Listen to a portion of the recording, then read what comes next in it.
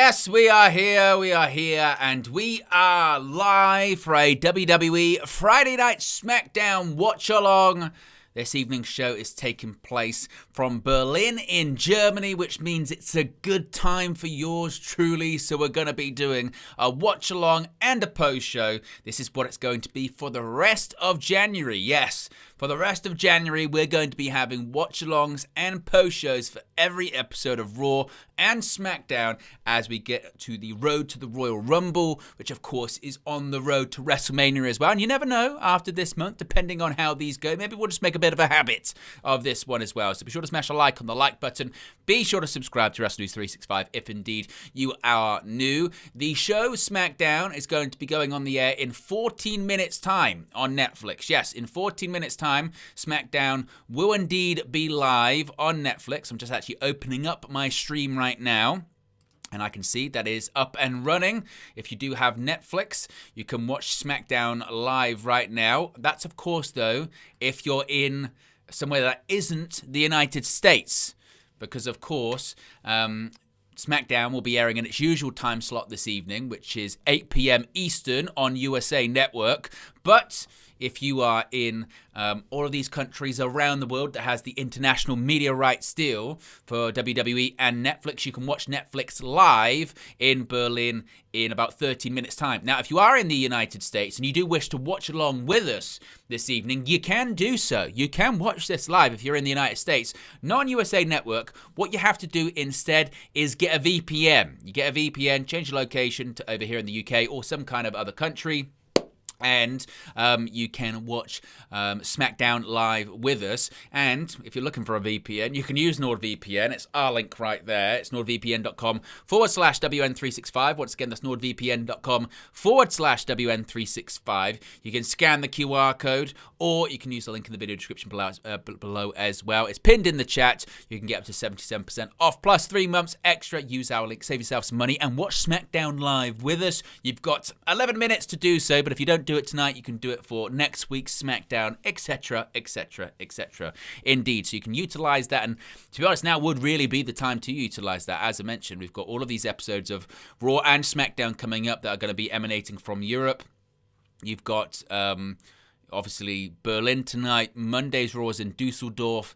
Next Friday, SmackDown is, I forget. Let's have a look, actually, where these shows are going to be at. Excuse me. So we've got SmackDown tonight in Berlin. We've got Raw Monday in Dusseldorf, as I mentioned. Then next Friday, SmackDown is from London, England, at Wembley Arena. Then the Monday after that, you've got Monday Night Raw from Belfast in Northern Ireland at the SSE Arena. Then we go back stateside or North America. We have SmackDown in Montreal, Quebec, Canada, because that weekend is a Saturday night's main event, which of course we'll be doing a watch along and a post show for. Then you've got Monday's Raw in Toronto, Ontario, Canada, and then that's the week that they go to Saudi Arabia, go to Riyadh for Friday SmackDown, and of course the Royal Rumble on Saturday, January 31st. We got a bunch of Raws and SmackDowns here that are in different time zones, so we're going to be utilizing this by doing some watch-alongs and some post-shows, and like I said, seeing how things go from here. Indeed, you can see people filing in the chat, as King of the Indies says right there. There you go. Use the code, guys. More than a code, guys. Best code in the league. Exactly. David T says, "Damn, it's Friday already. Felt like a Wednesday to me." Do you know what, David? I didn't forget it was Friday, but I did kind of forget. Not gonna lie, that SmackDown was in Berlin tonight, and it was going to be a favorable time. I was kind of getting ready to record my usual Friday video, which is, the surprises SmackDown video, kind of a preview, predictions, some news. It's kind of all rolled into one. And I usually record that sort of Friday afternoon, then it goes out in the evening. And then I remembered that it was in Berlin. I was like, well, I can't be putting that out. Usually it goes out Friday at around sort of 8 p.m., and SmackDown will be an hour into the broadcast at that point. So I was like, oh, yes, of course, I'm doing a watch-along and a post-show. I forgot about that. So indeed, that's where we are. We are live. And Arak says, what a difference a year makes. No longer must-see WWE TV, rock on 0-365. WWE, we spoke about this Monday for that Stranger Things episode of Raw, and my goodness me, I stayed up late to watch that one with you guys. That was disappointing. Not because of the lack of a Jericho appearance or anything like that. It was disappointing because it wasn't a very good show. It was just very paint by numbers and, Stranger Things crossover. I was kind of hoping for maybe something a little bit different, something a little bit big. We didn't get that. A really good main event. I enjoyed CM Punk versus Bron Breakker in the main event, but aside from that, that was about half an hour. The other 2 hours, I wish I'd have got back. 2 hours of my life I won't get back for that one, and it was just kind of the same as it's been for the last 12 months. I remember this time last year was so much discussion about WWE, and obviously they were landing on Netflix, and then you had obviously the Royal Rumble, and Cena's retirement tour was beginning, and Elimination Chamber, WrestleMania, and everything else in between, and it just didn't deliver, did it? Unfortunately, the highlight was the actual turn by Cena on the night of Elimination Chamber, but everything else before that and after it was just kind of nondescript, wasn't it? And a bit of a fumble by WWE and Paul Triple H Levesque and his creative team. And SmackDown, certainly in 2025, was a real struggle at points, wasn't it? A real struggle at points. A real lack of creative, a real lack of a lot going on.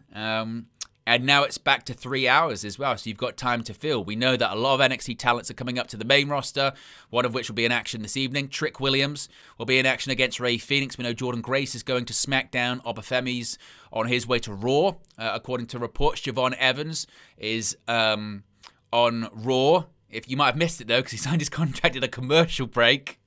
I don't know what's going on there. It looks like Blake Monroe would possibly be on her way to the main roster. So they're trying. That is always a sign to me of creatively they're trying to freshen things up because they've run out of ideas. You go to the developmental brand and call people up, which they're doing en masse at the moment. And certainly SmackDown needs it. SmackDown does need talent. SmackDown does need body. SmackDown needs creative. Whether or not we're going to get that this evening, time will only tell. We'll find out together, won't we? We nearly got 50 people watching. If you haven't already, click the like button to run through what is on the show this evening, what has been announced. Not a ton has been announced. A couple of matches. Obviously, the biggest being that main event. It's 3 stages of hell for the Undisputed WWE Championship as the American Nightmare Cody Rhodes defends against Drew McIntyre. Now, I don't really expect Drew to win here. It's a SmackDown.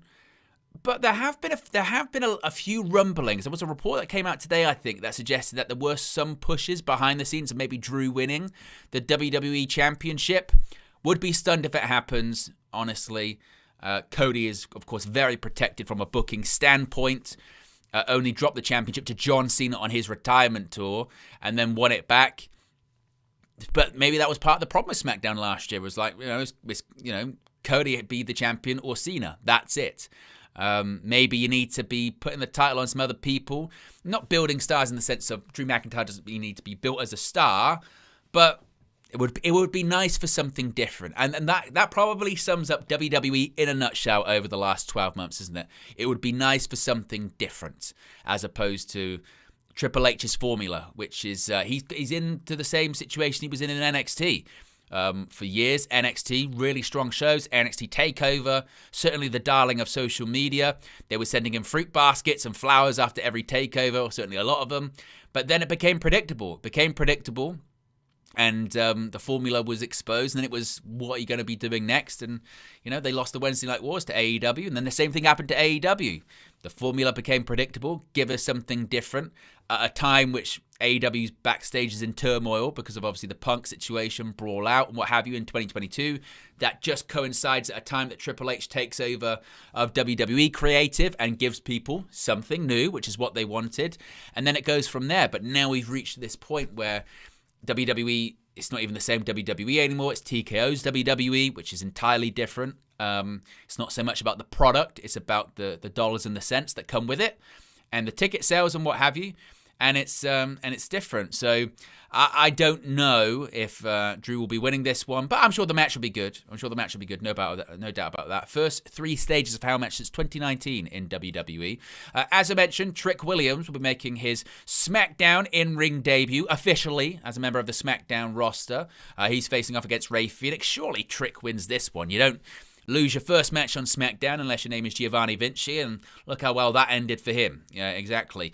We do have a championship match, another championship match that has been confirmed in just the last couple of hours, actually. It was confirmed on social media. The Women's United States Championship is on the line. Julia is going to be defending against Alexa Bliss.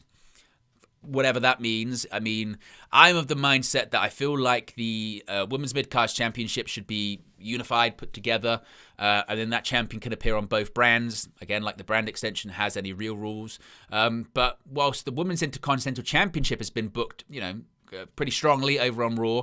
Of course, you had Lyra Valkyria as the first champion, who wasn't really on board with, but she certainly has grown since then. Becky Lynch, obviously very, very established, holding that championship and adding credibility to it. Didn't really get the whole Maxine Dupree title reign that's now over. I didn't really get that, but Becky's now got the championship, and it does feel like a big deal, whereas the Women's United States Championship, I liked the inaugural champion Chelsea Green because I felt that it was the perfect role for her, and she was the perfect person to be the inaugural champion. It was not behind Zelina Vega winning the championship so soon after that. I'm a fan of Zelina Vega as a manager and as a promo, not so much as an in-ring talent. I feel like she's still very, very green, which is surprising as someone that's been in the industry for, over a decade at this point. I'm not too hot on her in-ring work. So wasn't big on that. Then Julia won the title from her. They didn't really do much, really, with her when she was the champion previously. Chelsea Green won it, and you go, okay, maybe that experiment didn't go well. And now Julia's got it back. So I don't really know. I think they're still trying to figure out what's going on with the Women's United States Championship. So as I mentioned, I'm of the mindset of maybe unifying it and having it across both brands, but I don't think that's going to be the case. And then also we have an 8-man tag team match. We have the MFTs facing the Wyatt Six. The MFTs consisting of Solo Sikoa, Tama Tonga, Tonga Loa, and also Tala Tonga. We've got from the Wyatt Six, Uncle Howdy, the WWE Tag Team Champions, and Joe Gacy and Dexter Lumis. And then Eric Rowan. It doesn't look like there's any gimmick attached to it. I kind of had wished that maybe there was like a street fight or something along those lines. I think those matches kind of work well. Sometimes 8-man tags, there's so many people and you're kind of expecting chaos and you don't really get it.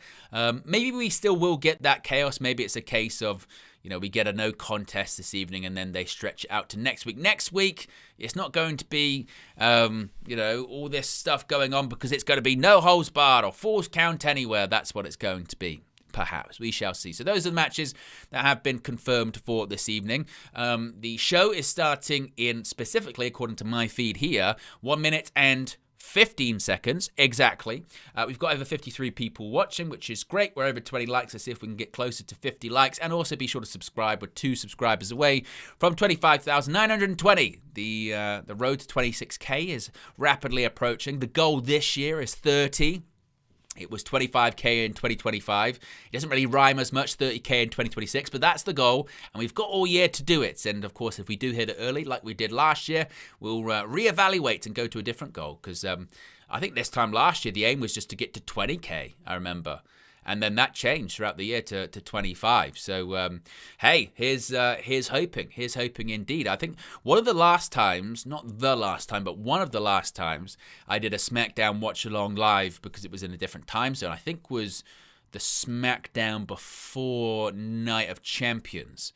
And that was the one where infamously the Netflix feed went down. The Netflix feed went down and there was a power cut in the arena, and the Cody Orton segment was basically scrapped, and it was a disaster. It was a disaster. So perhaps, fingers crossed, we won't get that from Berlin this evening. What are some of you guys saying here in the chat as well? Michael says, my first time doing this watch along. Hope you had a great Christmas and New Year celebration. Welcome, Michael, and appreciate you joining us. What else have we got here? Acquisition says, I prefer Drew without the title. His character is more fun to watch. I know what you mean, but there is part of me that does feel quite bad for him. I mean, the biggest successes arguably, of his career come when nobody's watching. I mean, he's a 2-time WWE champion throughout the pandemic in front of nobody. When he won the World Heavyweight title at WrestleMania 40 a few years ago, 5 minutes in front of people, then gone. So I would like that reign for him. Whether or not they will come at some point, no doubt about that. We're getting Then, Now, and Forever on the screen as we await for SmackDown to begin. 36 and 26. Can we get 36K in 2026? Oh, I like your thinking, though, Mike. I like that level of ambition. Together. The Rock closes out that Then, Now, and Forever Together package. I wonder if we're going to see him this year. As I mentioned, we're in Berlin, in Germany. I've never been. I've been to Munich. I've spent the winter in Munich, in Germany. It's very cold, but lovely this time of the year. But I've never been to Berlin. You can let me know if you have in the chat. There is Drew McIntyre arriving. And look, the snow is swirling. Oh, some woman just came up to him. What the hell was that? Look at Drew McIntyre. Oh, she was taking a picture. What the hell? Some woman just came up to Drew McIntyre. Oh, listen to Cody. He's getting the boos. He's getting the mixed reaction. He didn't do the weird Cody smile of... Melo didn't miss. He's the United States champion, and we're getting an open challenge this evening.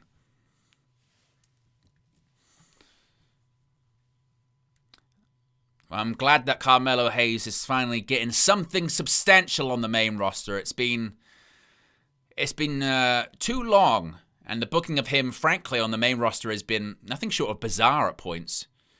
Putting him in a tag team with The Miz and what have you. There is Alexa Bliss.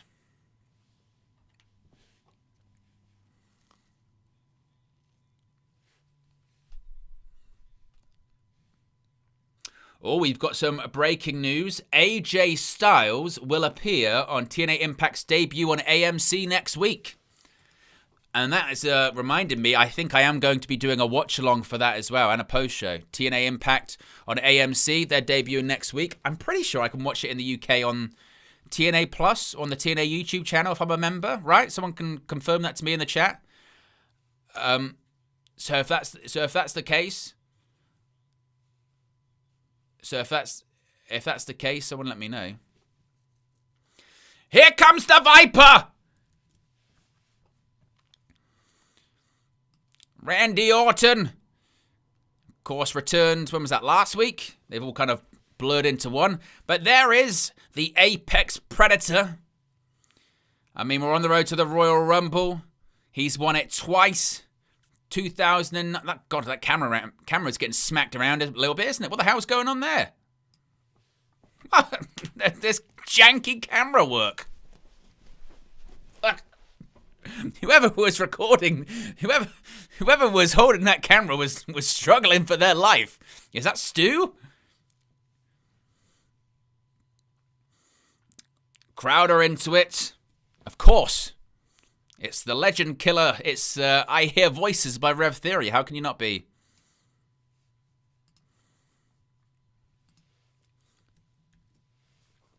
So the final hour of SmackDown is going to be entirely dedicated to that WWE Championship match. So we know that third hour of SmackDown is just going to be the WWE title. 3 stages of hell. As the Viper is making his way to the ring. Now, I tell you what, Randy Orton may rival, I think, the Undertaker for, or he may have taken the mantle of the Undertaker of having one of the longest entrances in WWE nowadays. Knows how to drink it in, doesn't he?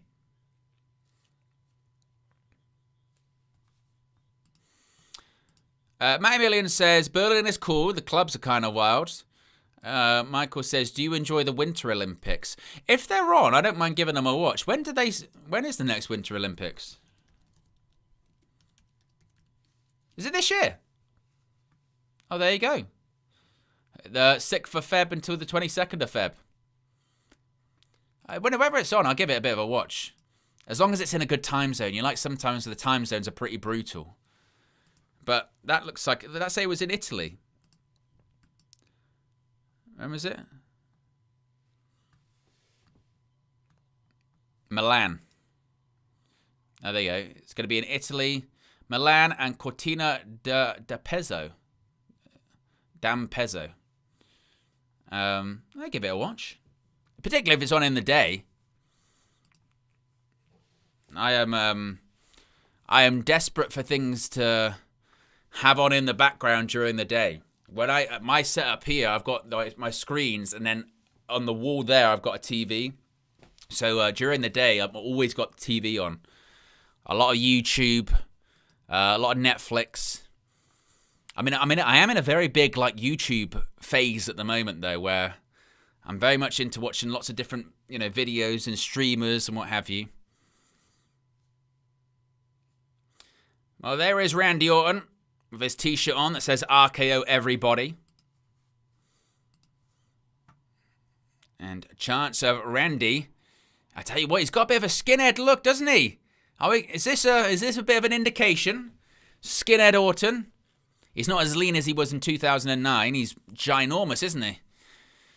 But he's skinhead Orton. That's interesting.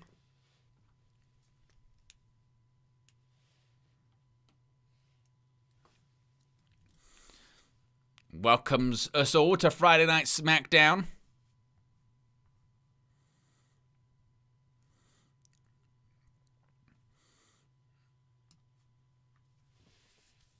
Chance of Randy to Orton. They're not just in a bit of a hormonal mood.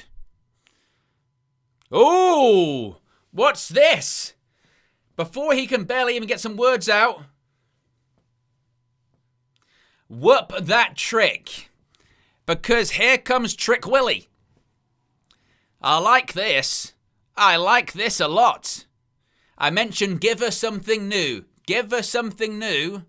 And maybe we're getting this. Trick Williams is interrupting Randy Orton.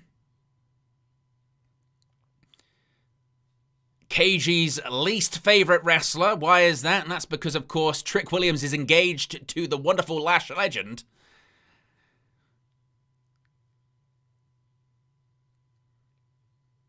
As I mentioned, Trick is going to be in action this evening against Rey Fenix.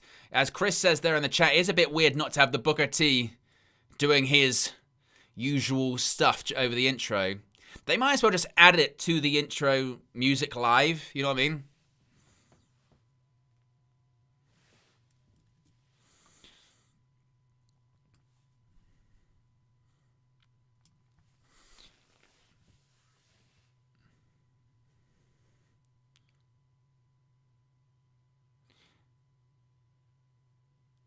Crowd are chanting RKO.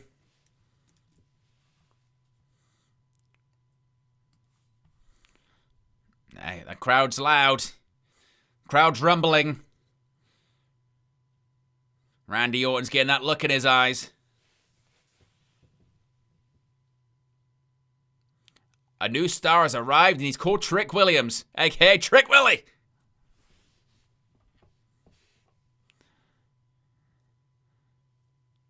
There you go, you just said it. Every other country loves some Trick Willie. 6'5", 250 pounds. 2 feet.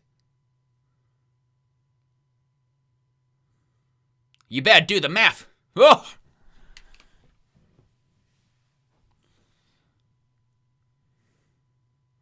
This ain't 2006.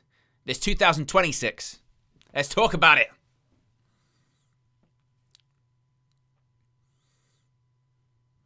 What have you got to say now, Randy?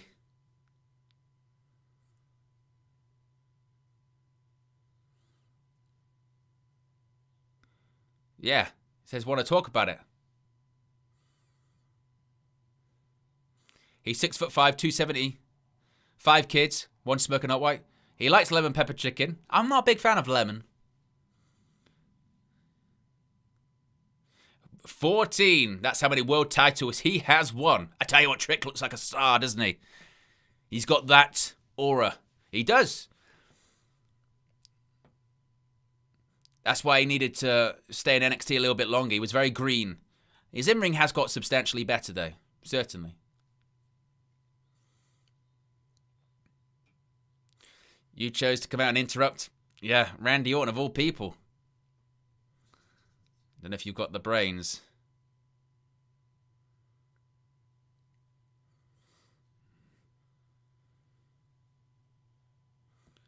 Crowd chanting RKO. You acknowledge that. Has to draw the line. He says he doesn't have the brains.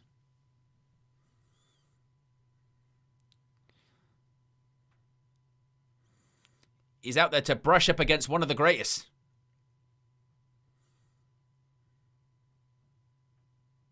Let's talk about it. I mean, he's kind of building it up for a Cody thing, isn't he? Let's talk about it. What do you want to talk about? Let's talk about it. What do you want to talk about? Well, let's talk about it. Could be a vicious circle, that.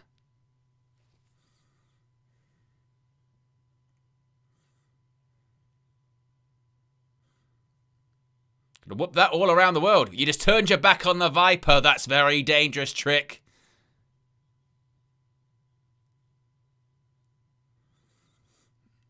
That's what I just said. That's what I just said. Don't turn your back on the Viper. He's not going to whoop that Trick.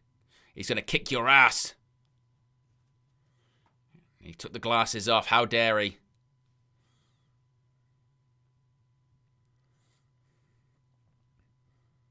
Oh, he just slapped the mic out of his hand. Did it go into the crowd? Because Trick looked a little bit concerned about that. Oh, the right hand takes him down. Oh, and an uppercut. Are we going to get a draping DDT? I think we are. Uh-oh. Oh, my goodness. There goes Trick. Are we going to be getting an RKO? Oh, it's The Miz. The Miz just attacked Randy Orton from behind. What the hell is this?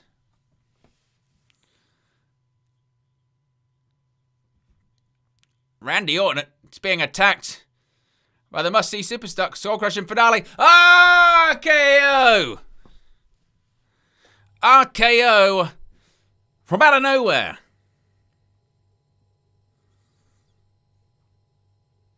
Well, that's an opening segment, isn't it? I'm not really sure what it did. I mean, I guess we're building towards Trick versus Randy Orton, maybe. Yeah, Red Devil's Night. Like, definitely. He slapped that mic out the hand and it went somewhere in the crowd. And the problem is, on the hard camera side at the front row, that's usually where they put important people that don't want to be on TV. He slapped out there and clearly it went far. And you could see he went, oh shit. I've slapped that microphone a little bit too far. Are they okay? And Randy Orton poses to close out the segment.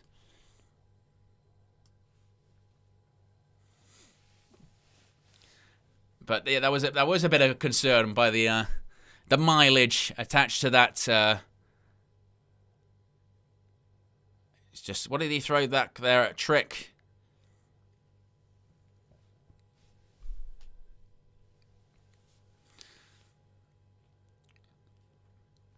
Well, maybe is that going to be Trick Williams' first feud on SmackDown? Trick Williams' first feud on SmackDown could be against Randy Orton. That's not bad going at all, is it?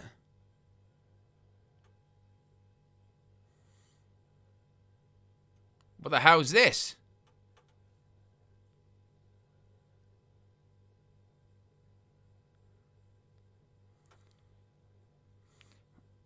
Well, here comes Rey Fenix.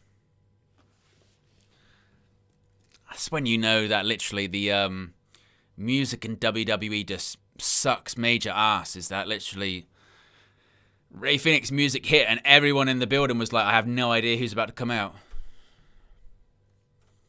Oh, pyro for Rey Fenix.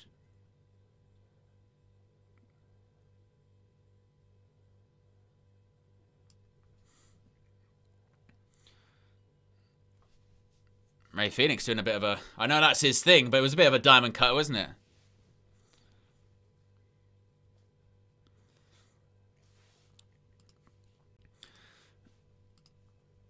Well, we've got Trick Willie versus Ray Phoenix. Randy Orton gives a fist bump to Ray Phoenix. Unfortunately, Ray, I think you might be doing a job. And it's going to be Ray Phoenix versus Trick Williams up next. Got a bit of a disadvantage. You've been hit with a clothesline and a draping DDT. Are we going to get commercial music? Oh, God, it's nothing worse, is it, than the bloody commercial music on Netflix. Oh, it's so gross. Big up Austin, one of our members, one of our moderators, and an all-around good guy as well. Says, been a member for 8 months. Appreciate 8 months support. Says, yo, guys, don't forget to like the stream and have a great SmackDown. Yes, exactly. That's some good advice from Austin there. If you haven't already, click the like button. We're 3 or 40 likes. So be sure to like if you haven't already. Big up to Austin for all the support. It really is much appreciated. I'm currently in commercial. With under 2 minutes to go until we're back. As a reminder there that the Royal Rumble is on Saturday, January 31st. Of course, it's in Riyadh, so it is going to be at an earlier time. So I'll be... Actually, this is when it's good to check these things. Manchester United. Don't be playing on the 31st. Don't be playing on the 31st. Don't be playing on the 31st. I'll play on the 1st of Feb. Yes. Yes. Yes. Otherwise, it's a big pain in the ass.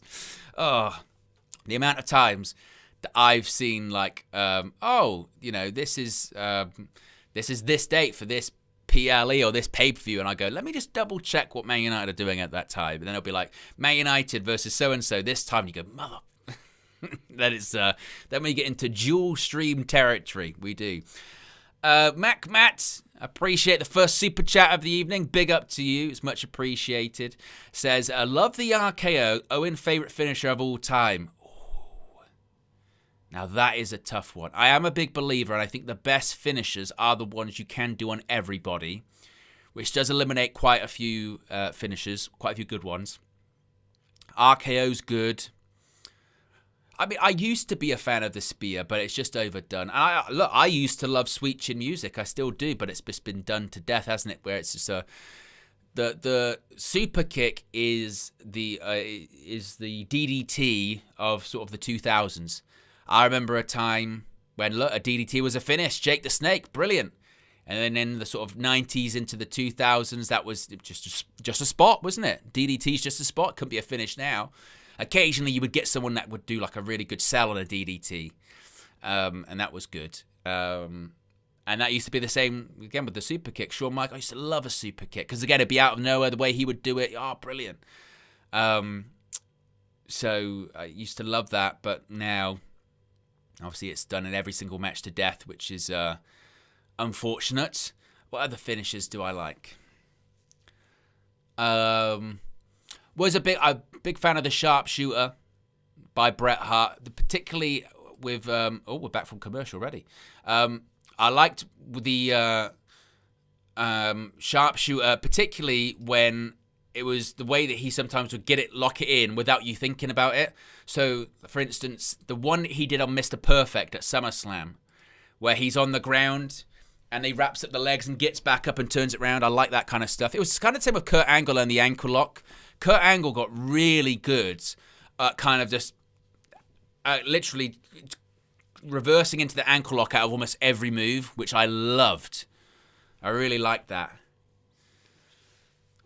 So I enjoyed that finish. As Trick Williams hits the rope, steps over Ray Phoenix. Phoenix with a leapfrog. Goes for a hip toss. That's not going to work. Hip toss. Oh, Ray Phoenix lands on his feet, though. There you go. Bit of a roll through. Oh. Eins, zwei. Ooh.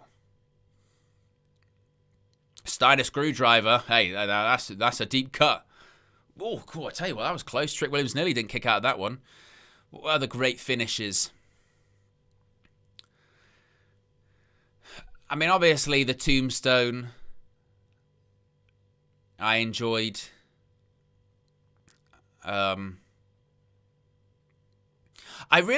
didn't do it that long, but when Big Show used to do his choke slam in the late 90s, early 2000s, where he would lift him up and he would go and he'd drop to his knees when he did it, which would be really, really cool.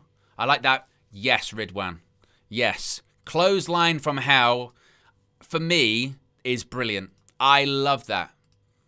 I love it because there's kind of no way. You can kind of protect yourself a bit because they do it across there, but it just always looked brutal. So I'm with you. Clothesline from Hell. Big fan of that. Rey Fenix goes through the ropes. Blocks that right hand from Trick Williams. Oh, there's a chop. Phoenix up on the top rope. Oh. Trick, look at that. And there's a springboard missile drop kick sends Trick Williams out the ring.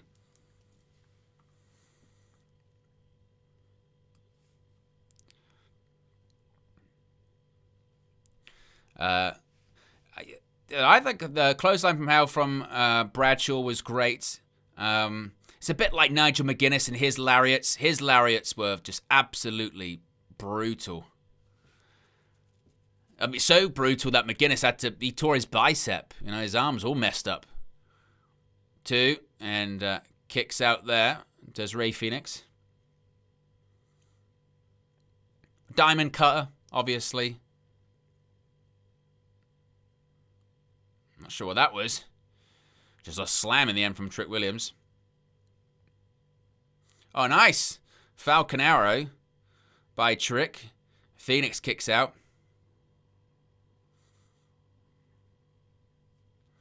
I tell you what, actually, as well. Goldberg's jackhammer in the 90s, it was always very impressive. I know, obviously, later on when he came back to WWE in 2016, his jackhammer was just the shits, wasn't it? I remember the one he did on the late Bray Wyatt at Super Showdown. It was awful. It was a suplex. But Goldberg's jackhammer in like 97, 98, 99 is incredible. Like, he gets the Big Show up easily. You know, it was absolutely incredible. He could do it. He legitimately could do it on anyone, which is pretty fair.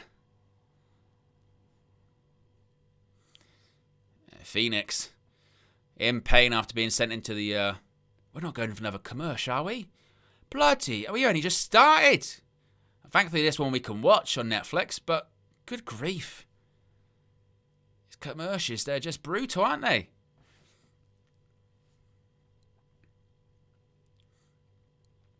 Yep, Michael, I like that. Kevin Owens or Kevin Steen, package pile driver.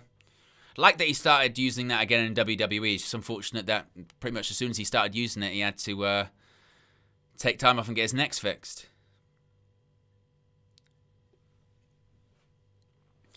Trick with the stomps to the gut of Rey Fenix in the bottom corner there. We're 2 likes away from 40 likes over 55 people watching. Yes, King of the Indies. That constant commercial. The dreaded commercial. That is why genuinely sometimes I'm not always the biggest fan of watching wrestling live, you know, week-to-week TV wrestling, because it's just, the adverts do sometimes absolutely kill it, don't they? Particularly if you're having a good match.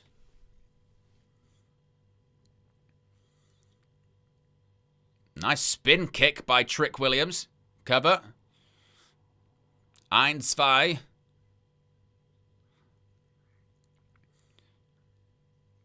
Oh, Trick, you got to work on those right hands. They look like shit. Trick. You know, you're pulling your punches a little bit.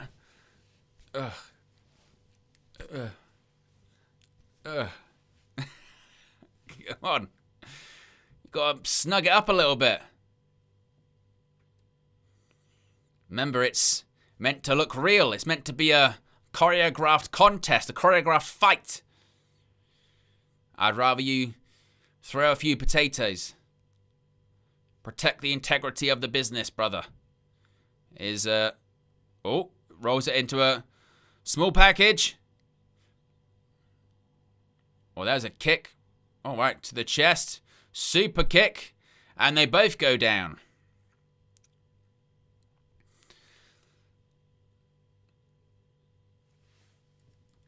As the SmackDown centering sponsor is, what's that? The General Insurance? Can't say I've ever heard of that one.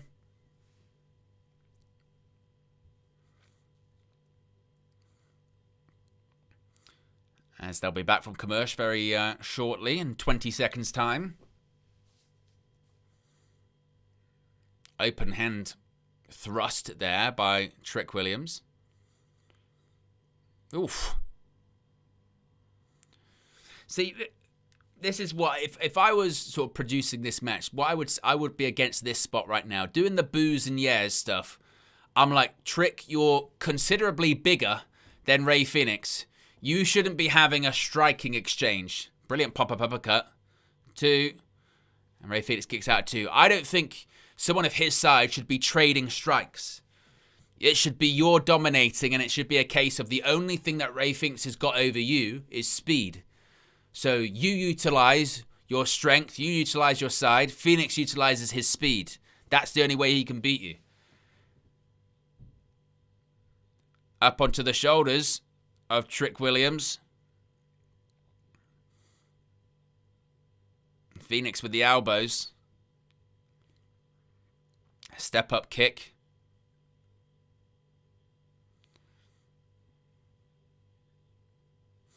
Michael says, on the flip side, worst finisher, gotta be Rose Plant. Worst finisher, I can tell you. Wade Barrett's Wasteland. I never got it. Never got it. Are we going to get Spanish Fly perhaps here? Phoenix with the elbows.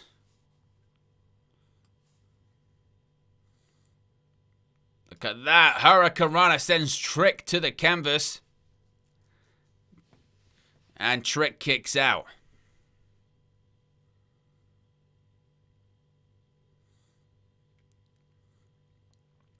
Yeah, Wastelands. And there was one. Karrion Kross tried a new finisher a year ago when he was still in WWE. And it was a pump handle into like some kind of F5-ish kind of thing. And I was not a fan of that because the pump handle literally made no sense. It was literally not required. I don't know why it was added there. Oh, moonsault, but he got the feet up right into the face. Bang! Look at that. What a kick. 2. Oh, just about rolled the shoulder up. My word.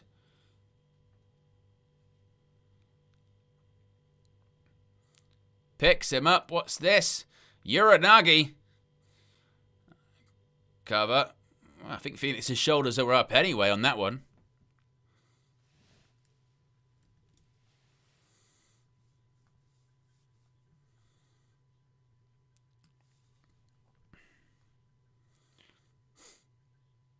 See, even that move, like, I get the flash that comes with it, but can you not just pick him up and do the Uranagi? You know?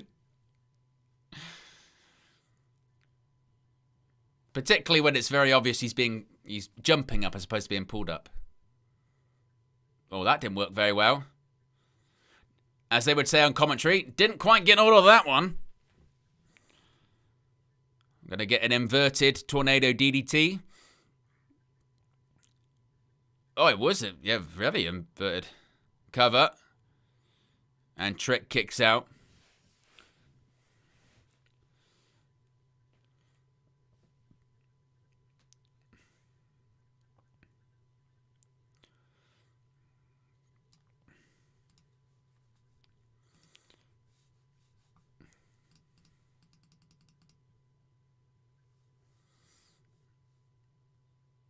Oh, there's a kick right to the shoulder. He's going to run the ropes. Oh, runs the ropes and then a PK kick.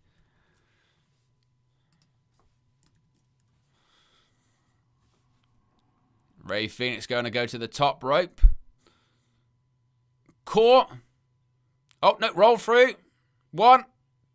Oh, reverses the leverage. Oh, he's got the tights. He's got the tights. He cheated.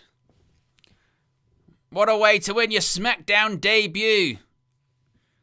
Uses the tights to beat Rey Fenix. I'd have preferred him to do that clean. I think I'd have preferred a clean victory there. I don't think a clean victory for Trick hurts Rey Fenix that much. Look, win's a win, I suppose, but I don't think that was necessarily they had to do that. I get protecting Rey Fenix, but you just had a segment with Randy Orton, hit your finish and win. You know what I mean? Do the trick shot, get the victory. God, that microphone is over-modulated, Byron Saxton. Jeez Louise.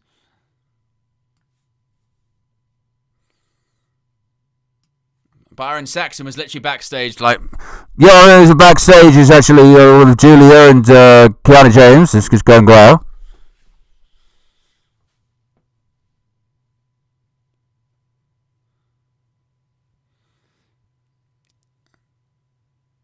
She's an asset, folks. Going to dominate the entire market. Alexa Bliss. A former champion.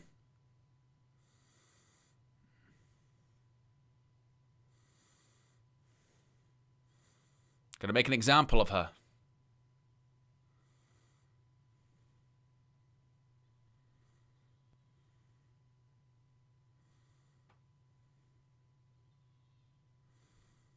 Yeah. It's just necessary. Exactly.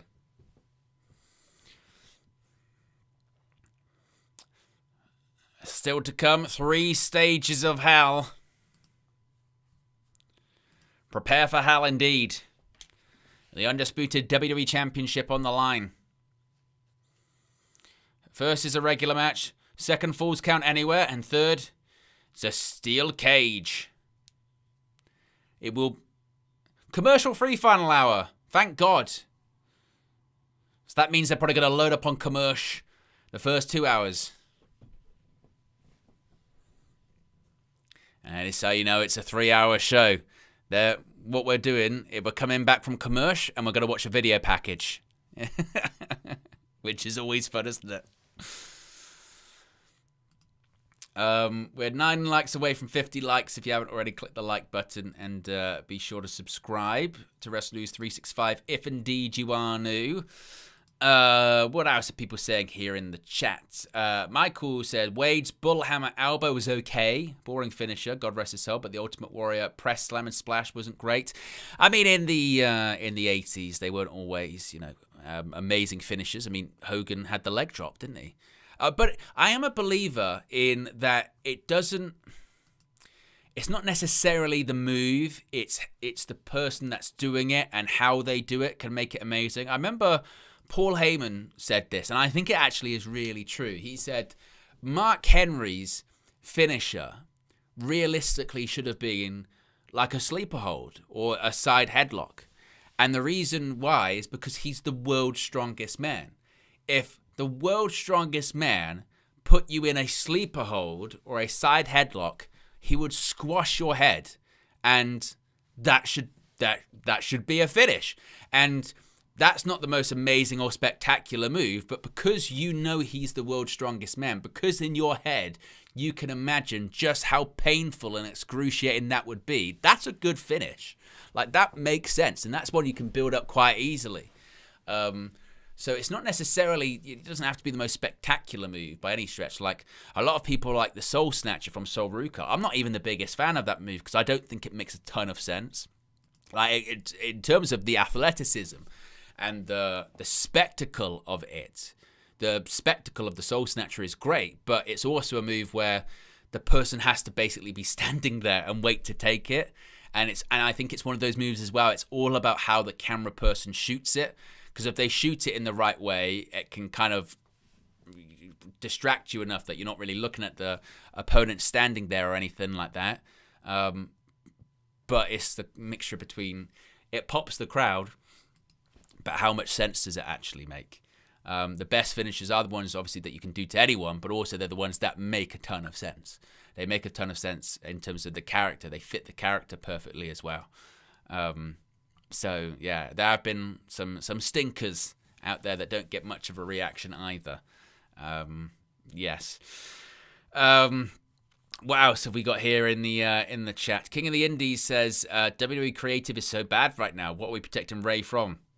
No, I'm not sure why Trick Williams had to have a not clean victory there. He could have easily just hit the trick shot. I mean, if you're opening the show with Randy Orton and you're having someone interrupt Randy Orton, then that goes to show like you've got very big plans for that person. So they should win clean in the next match. I know that they're obviously a heel, and heels cheat, damn it.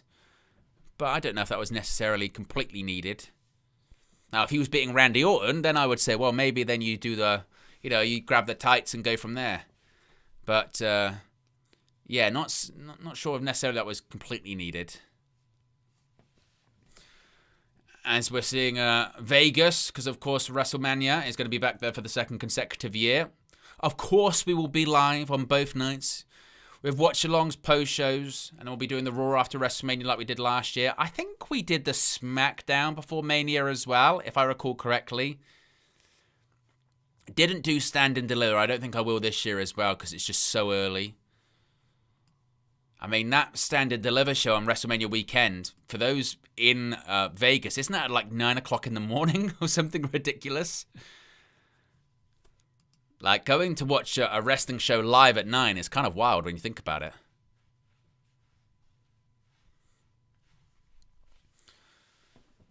Of course, not the first time they've been in Berlin recently. They were with the PLE Bash in Berlin in 2024.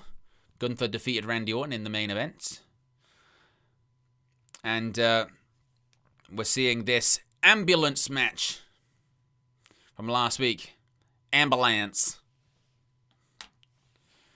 As Damian Priest defeated Aleister Black.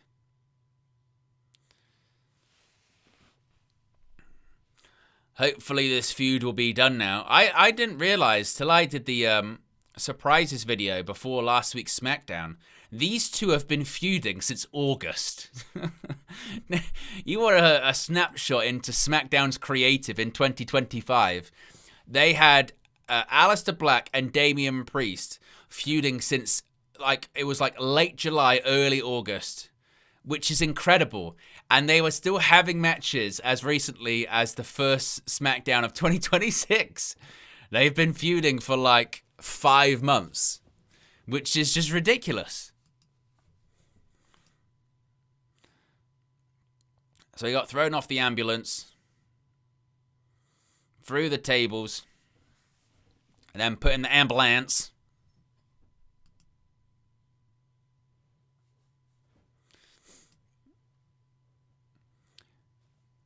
Has he exercised his demon though, Michael Cole? There is Damian Priest. He's asked how he's feeling. What's in store for him in 2026? He's hurting. 6 months. Half a year. That story. He won the war though. What's next?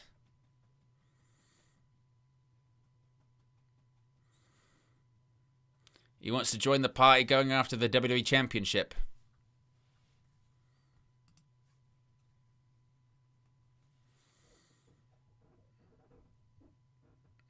Or Drew McIntyre.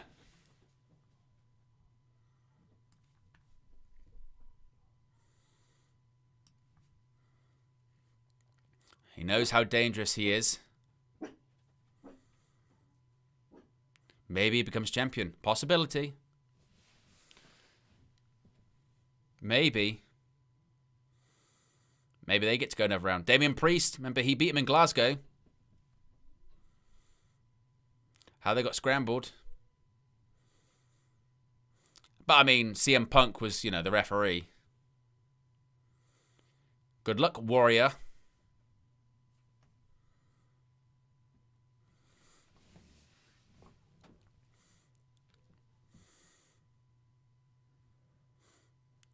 What's on your mind as you prepare for battle inside 3 stages of hell?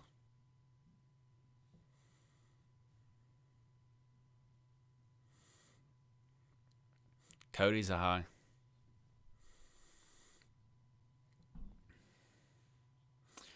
Yeah, I see lots of stuff on Twitter. Lots of people talking about AJ Styles being confirmed for the TNA Impact AMC debut. I'll be doing he's got the watch. I've got the watch. What is it with Drew McIntyre being obsessed with, watches and bracelets? Wouldn't be a Drew McIntyre storyline without it, would it? Gonna get disqualified in the first fall. Then all he needs, one more fall.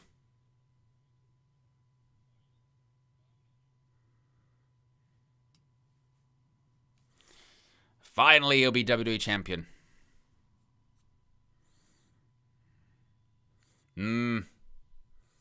Yes.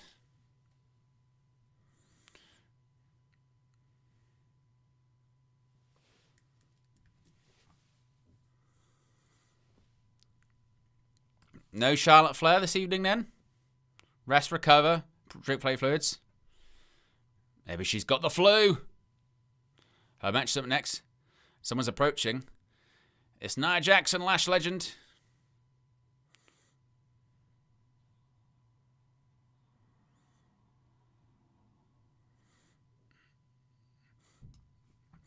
These two trying to stir up trouble.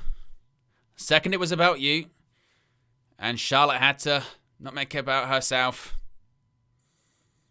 Something you would do, Nia. Drop this one before she brings you down. She has a match. Not just any match. A Women's United States Championship match. All right, here comes Julia. Not that the crowd can recognize the music at all. I mean, it's getting like no reaction.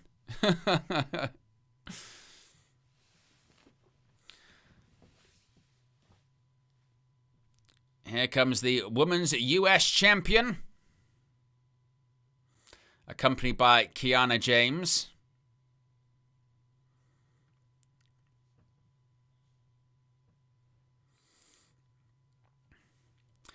I know, King. I'm pretty sure that Nia Jax was the babyface in that scenario. I mean, Nia Jax defeated her at WrestleMania 34 for the Raw Women's Championship, didn't she?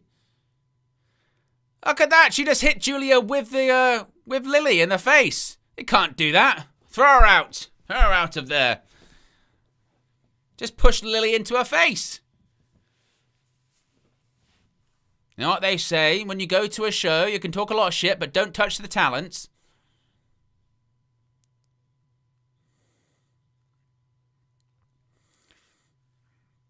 Will we see a new champion? I mean, given the fact that Julia's just won the title back, I would be surprised, but you never know. Oh, we got commercial. King of the Indie says, how did WWE allow the music to get like this? It was one of the best parts growing up. Oh, that was something recently as well. I don't know if you guys saw this. Bruce Pritchard was talking on his podcast. We covered it in one of the news videos. He was on his podcast and he basically criticized Jim Johnson, who made obviously all the iconic WWE themes from the 80s onwards until like, when was it? When did he get let go from WWE? Like 2010s or something like that. And he basically said, well, the problem with Jim Johnston is that after a while, everything sounded like Bam Bam Bigelow's theme. It was always dun, dun, dun, dun, dun. And I thought, are you taking the piss, Bruce? Seriously? Are you trying to suggest that one of the problems with Jim effing Johnston was that all of his theme songs sounded the same? First of all, they didn't. Second of all, have you heard WWE television recently? Oh my God. We're entering that time of the year as well where it's the most obvious, because when we have the men's and women's Royal Rumble matches, like 20 of the 30 wrestlers, people don't recognize their themes when they play. So nobody gets a pop, basically. They'll go 3, 2, 1, and then some generic creator wrestler SmackDown versus Raw 2008 theme plays, and you go, I have no idea who's coming out. And then it'll be like, oh, it's someone I do know, but I just don't know their theme. It's crap. It happens every year with those bloody Deaf Rebels. The irony that they're called Deaf Rebels as well, because they do sound like someone that can't hear a lot of these themes. So they need to get that rectified. I know that their contracts are coming up, and occasionally you hear these stories that WWE, they won't be renewing the deal, and they're going to go back to licensing. I mean, WWE had it right in the late 90s, early 2000s. Obviously, Jim Johnson was the producer, but they just got in a lot of big time bands and artists and made some unbelievable songs. Like, obviously The Game, Motorhead are icons. But even stuff like, when they had Steve Austin's theme song being done by Disturbed. I'm a big fan of that version of the song. What else did you have? It was like Lil' Kim did Trish Stratus's theme. Who else did they have? They had a bunch of different people do their theme songs. Obviously, you had the greatest theme song of all time, which was X-Pac's Uncle Kracker theme. Do you know what? It was meant to be done by the Red Hot Chili Peppers. And he said, and he went, no, I want Uncle Kracker. With his faction X Factor, Just Incredible and Albert.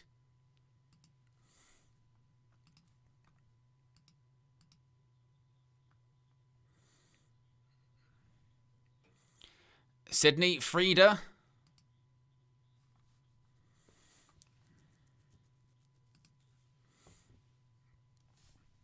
Who did he play for? I don't recognize him. Sydney, Frida.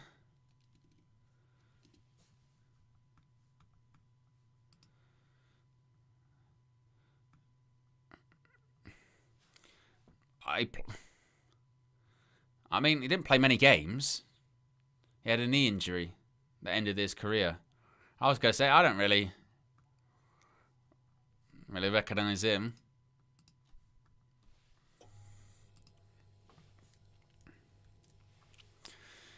Here comes a Little Miss Bliss.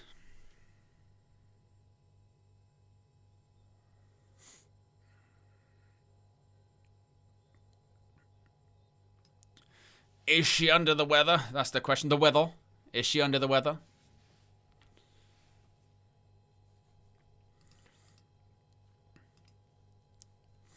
Of course, we are on the road to the Royal Rumble. Let me know your early Rumble predictions, by the way. Who's going to win the men's and women's Rumble match? I mean, who are my early picks? Men's, I think Bron Breakker probably. Maybe Bron Breakker. Maybe Roman Reigns. I mean, Reigns has won it before. When did Reigns win it? 2015. How can I forget? He hasn't won it since, has he? So he could win it for the second time. So maybe Bron Breakker and Roman Reigns. For the women, maybe Bianca Belair if she's back in time. Bell rings, we're underway.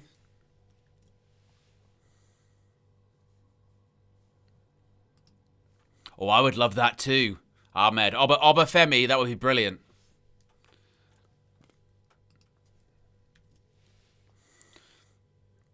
Alexa Bliss gets shoved there by Julian. A shove back.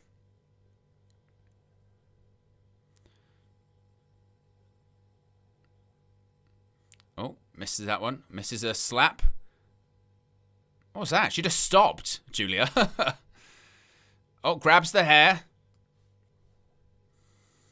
Referee for this one, Charles Robinson, Charles Robinson must have like a painting somewhere that's aging, because he is not. Clearly, Charles Robinson has the secret to immortality and eternal youth, because this guy looks exactly like he did in the 90s. Lil Nature's still going strong. Julia, beautiful drop kick. Sends Alexa Bliss down. There's a cover. Oh, Liv Morgan, actually, yeah. Good one, Andrew. I think Liv Morgan. I agree with you. How old is Charles Robinson? Charles Robinson. And did you see the thing in that Logan Paul video as well? He gives a Christmas card to every person in WWE. Just what a great guy. 61 years old. 61. And he looks great for 61, doesn't he? Still refereeing. Julia goes through the middle rope.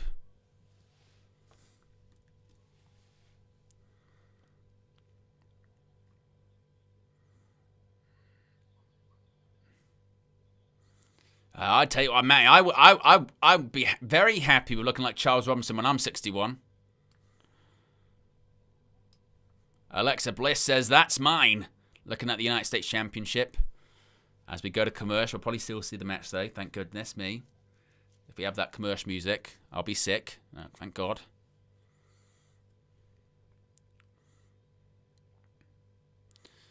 Crowd firmly behind Alexa Bliss.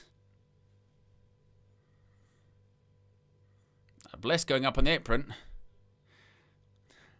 Wasn't the most amazing leg sweep, was it? It was more Kiana James touched Alexa Bliss's legs and she just fell face first onto the apron. Oh, wow. Neck breaker off the apron. That was good.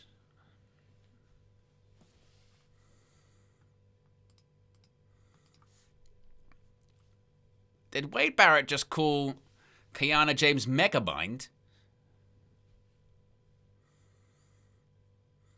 And now look, Kiana James just stepping on the hair of Alexa Bliss. It's an accident. She didn't mean to. Charles Robinson, throw her out there. Count of 7. You got to get back in the ring, Alexa. She does. A big kick right to the head.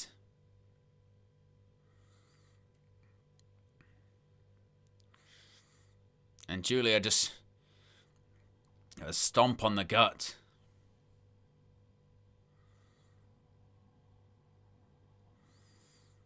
Crowd once again chanting for Alexa.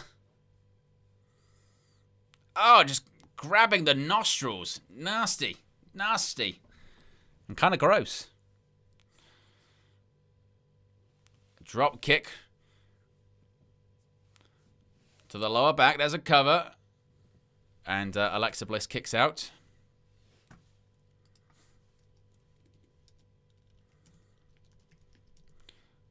Oh, maybe we're going to go for... Oh, I thought she was going to go for a Michinoku driver. Didn't in the end.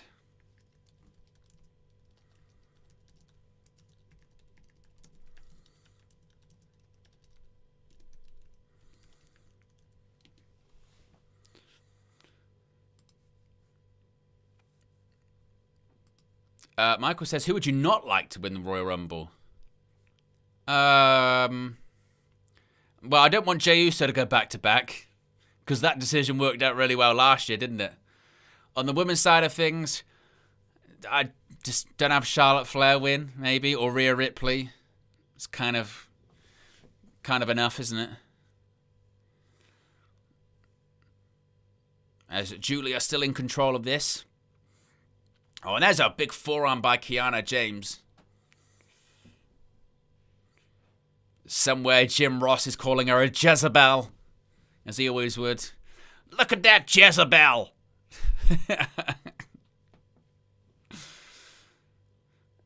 And Julia, charged up Bliss and just got a big elbow for her troubles.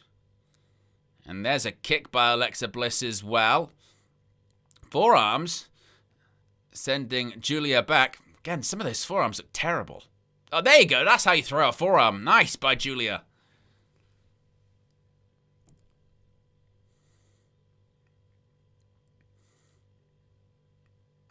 There you go. Finally some steam and momentum indeed.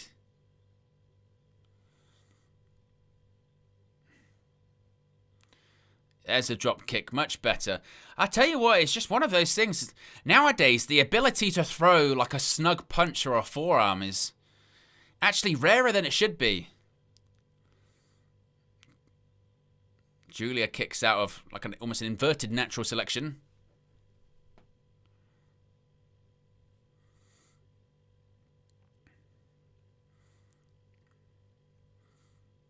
Now, Alexa, what's she going to go for here? Headbutt by Julia. Oh, just sends Julia to the canvas. Knees, and then it's going to be... Oh, no, usually... Oh, she went for a bit of a flipping senton. There's a crucifix. Oh. Bliss kicks out. Oh, wow. Arrivederci.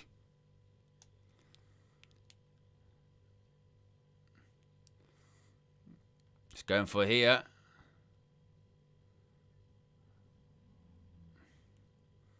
What was it? Oh, Sister Abigail.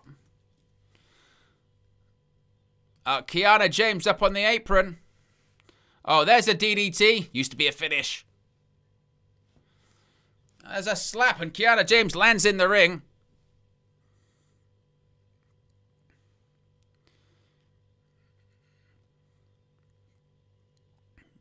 Bliss going to go to the top rope.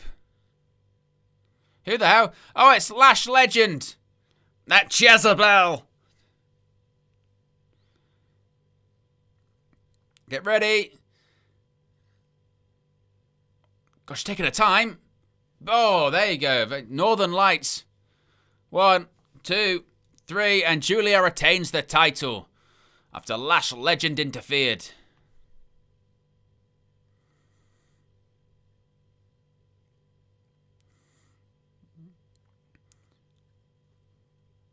So Julia still the champion.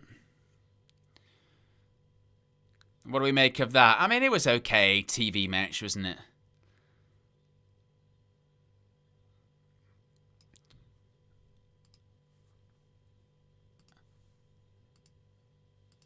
And Rhea Ripley and Io Sky, of course, they're the new women's tag team champions. And maybe it's going to be Lash Legend and Nia Jax. Maybe they're going to be the ones. And to be challenging them, perhaps. Maybe. Legend and Jax destroying. And of course, there's no Charlotte Flair. We're going to get an Annihilator. Maybe. Nia's going to get squashed. God. By the way, that Annihilator looked like shit. That was rubbish. What? She barely came off the ropes. And then she sat on her stomach and Bliss just went, ugh. What was that? Oh my God. Well, Jordynne Grace is on her way to SmackDown. And there's Chelsea Green. God, I mean, we're an hour into this show. It's not been amazing, has it?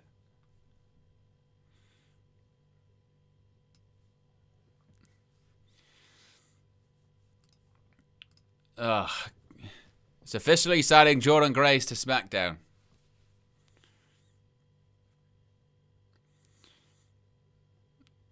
Chelsea Green watches her rematch.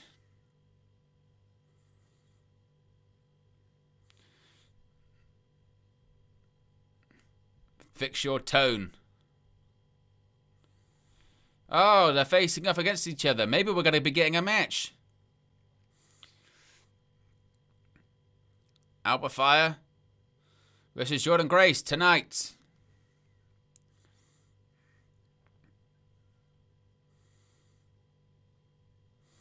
You can help Alba get ready.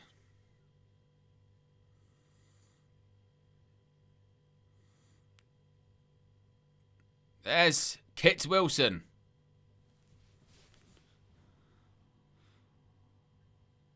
He chipped a tooth. Look at his nose. What are you going to do about it?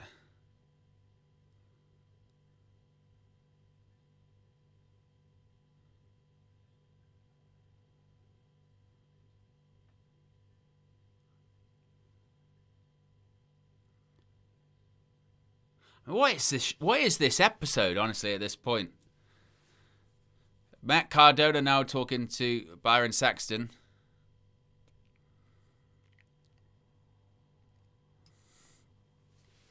Officially be back home.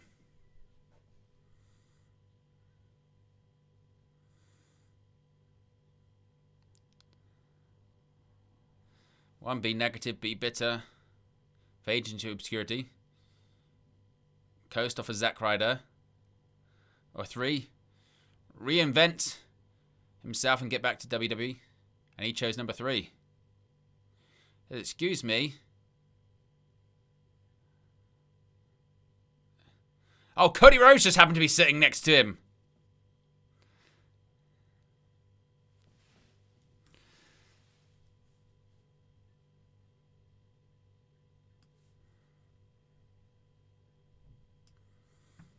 Came back to win that championship.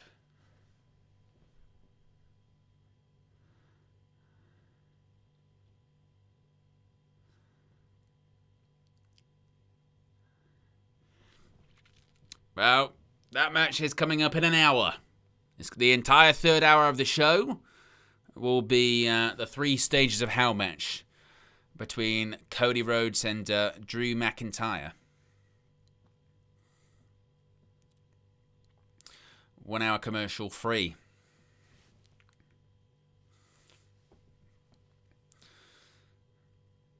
Well, coming up next, we've got the 8-man tag team match between the Wyatt Six and the MFTs. That match will be coming up next on SmackDown. If you haven't already, click the like button. Be sure to subscribe as well if you are new. Oh, gotta silence that commercial music. Good grief. What are people saying here in the chat? Alba's accent is so strong. It is very strong. To me, honestly, as Ridwan says there, that Annihilator. I mean, to be honest, we're going to be really, honest here. This first hour of SmackDown has not been good. It's really not.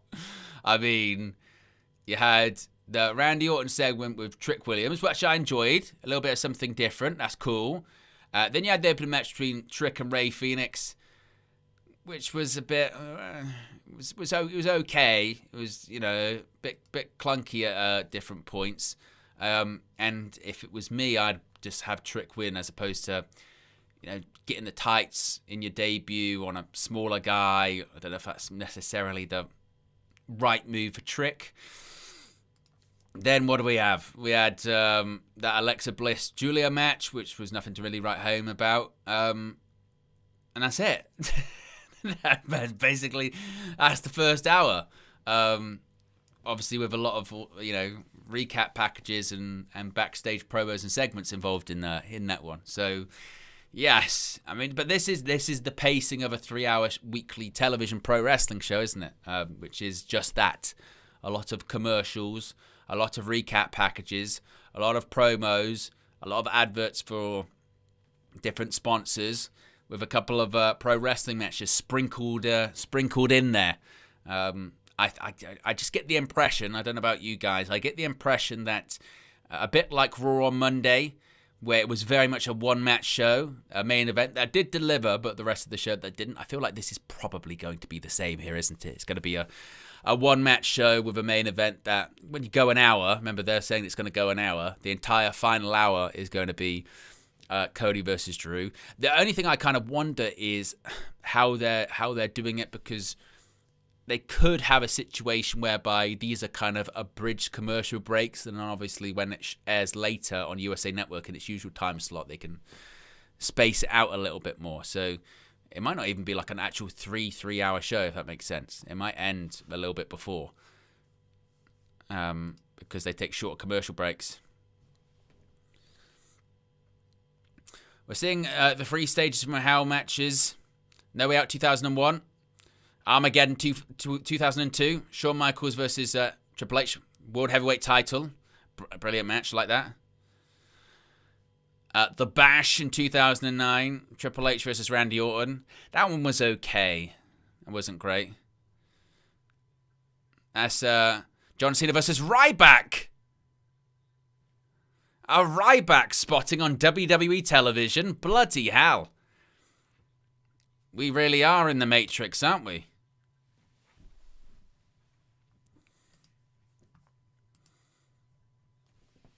I'm sure Ryback would be all over Twitter going crazy about that. He usually does.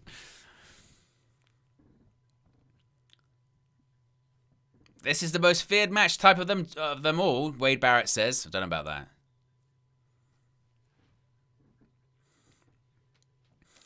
It's crossed a certain line, apparently, has the Wyatts versus MFT's story.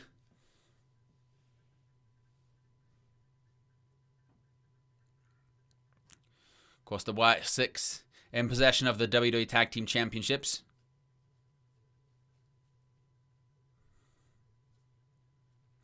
I must say, I did have quite high hopes for the Wyatt Six faction.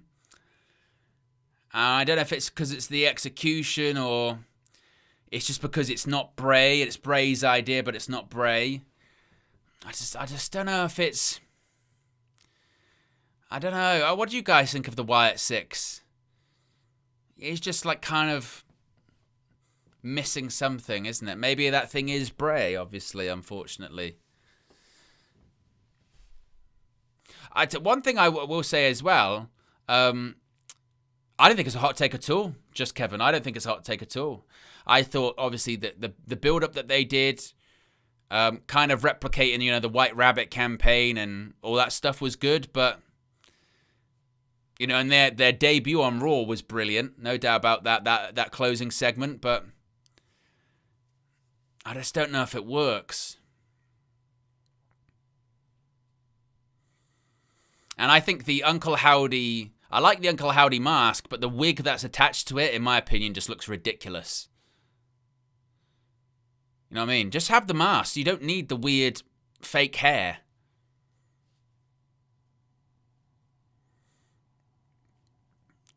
I don't know if it works.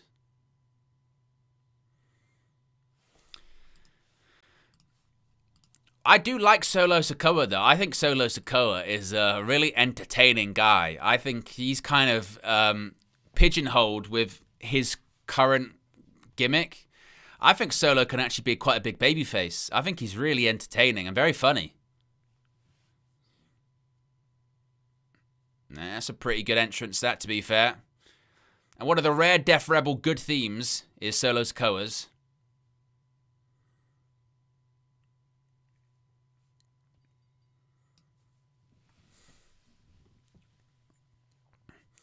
Pretty good shot, that is. Solo Sikoa leading the MFT to the ring. Like, you see some of the stuff that Solo does on house shows or in dark matches. He's a funny guy. He's a funny, entertaining guy.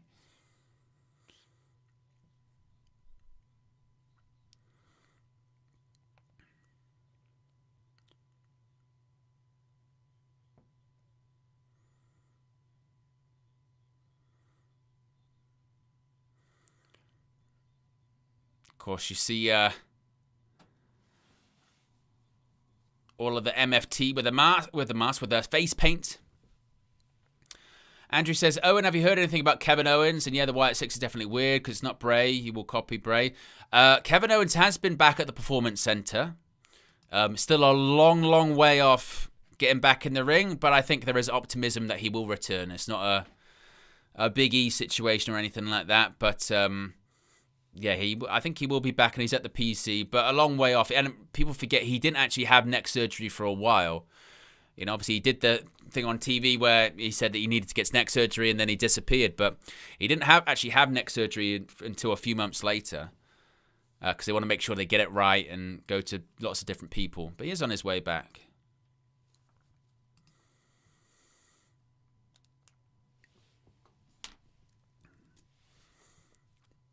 I mean, the one thing still when it comes to the Wyatt Six, and obviously it's the Bray Wyatt entrance it is still spectacular, isn't it? With the fireflies and the music. It's just a shame that it's still surreal to me that Bray Wyatt is no longer with us. It's just that still, whenever I think about that, it just kind of blows my mind.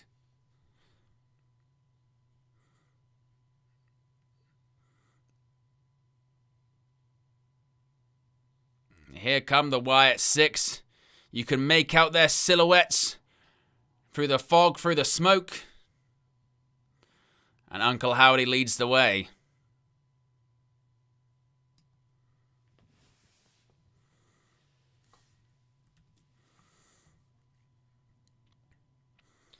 Of course, you've got Bo Dallas as Uncle Howdy. You got Nikki Cross as Abby the Witch. Dexter Lumis as Mercy the Buzzard. Joe Gacy as Huskus the Pig. And Eric Rowan as Rambling Rabbit.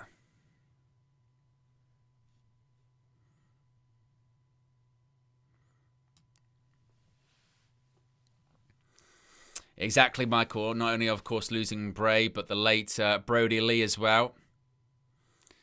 In the space of a couple of years, just very, very sad. Absolutely tragic. Through none of their own, actions or anything like that as well. It makes it even more sad.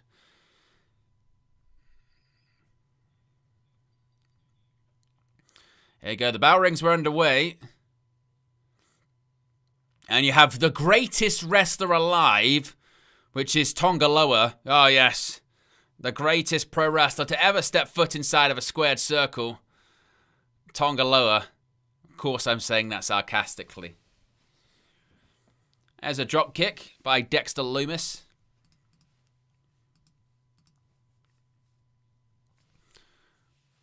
Right hand by Dexter Lumis.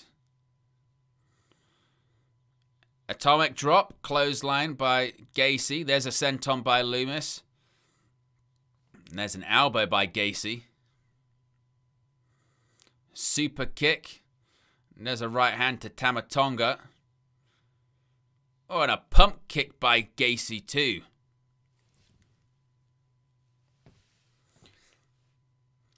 We're going to be getting a pair of topes, perhaps. I think so.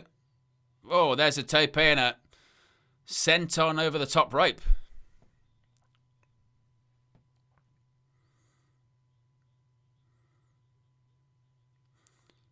And now a standoff.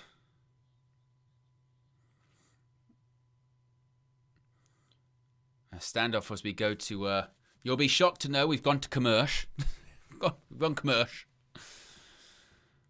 There's a bit of a standoff at ringside as the MFT team back off. And Joe Gacy's going to throw Tonga Loa into the ring.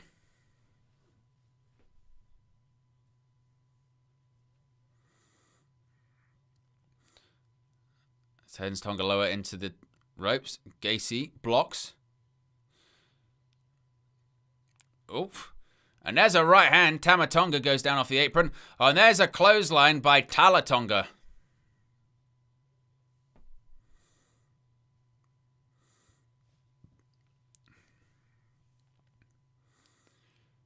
And Tonga Loa puts Joe Gacy into the corner. It is kind of wild. It's like, if you'd have said to someone 5 years ago, the Gorillas of Destiny are going to be in WWE, you'd be like, no chance. Clothesline. And there's a splash. Stinger splash by Tama Tonga. And there's a nice elbow as well.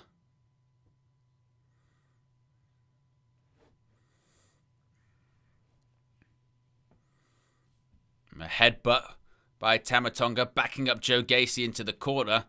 It's not the place he wants to be. Solo Sikoa, Talatonga there. JC Mateo's on the floor on the outside. He's not involved in the match. We're 4 likes away from 60 likes. If you haven't already, click the like button. Even in Deutschland, we get chants of FU Solo.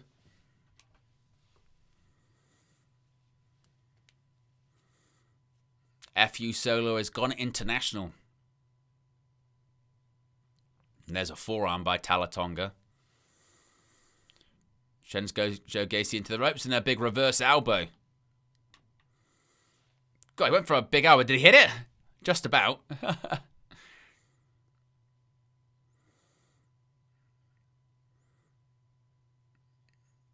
And then comes Solo Sikoa, waking up this crowd a little bit. Crowd's gone a little bit quiet in this one.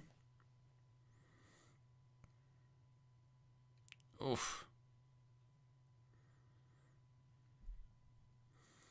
Headbutt by Solo Sikoa.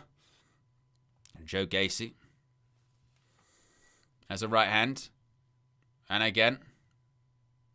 Oof. There's one back by Solo Sikoa.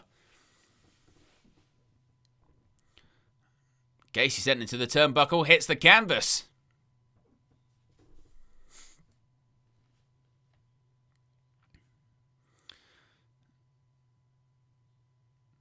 I always enjoy when they're in commercial. You can hear the time cues. You know what I mean? You can hear them go 20 seconds, 20 seconds, 10 seconds, 10 seconds. 5 seconds, 5 seconds. And we're back from commercial as Solo Sikoa continues to tee off. Red One says, "Oh, and I have to say this, Wrexham 2, Nottingham Forest 0. Wow. Hopefully that's a giant killing that happens there, but it's just limited to that match, not on Sunday. Definitely not. That would be a concern, wouldn't it? Oh, and Solo Sikoa takes out 2 members of the Wyatt 6.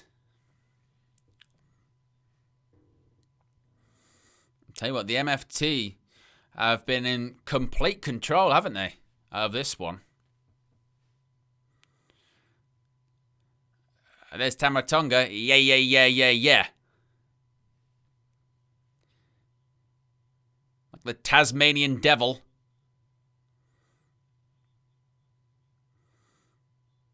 Tamatonga looks like he's bulked up a little bit, doesn't he? Since his injury. Maybe that's just me. As he's reaching out. It's a tug of war. Oh, Gacy. Handspring clothesline. And there's the tag. Here comes Eric Rowan. The big redwood. Clothesline. Talatonga was already on the way down.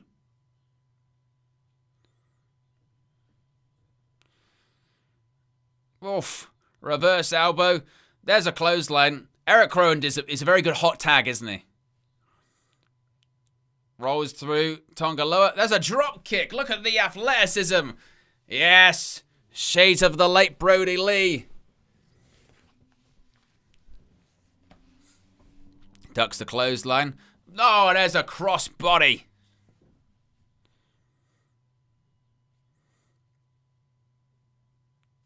Uh-oh. Here we go.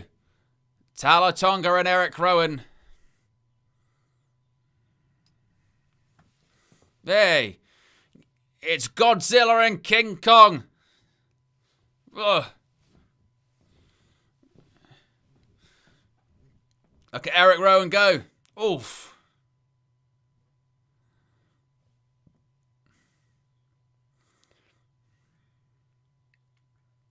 Hits the ropes, and there's a clothesline by Rowan, who shakes the ropes.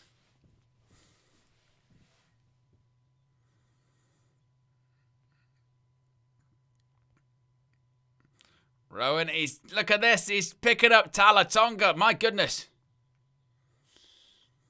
Oh, what a clothesline.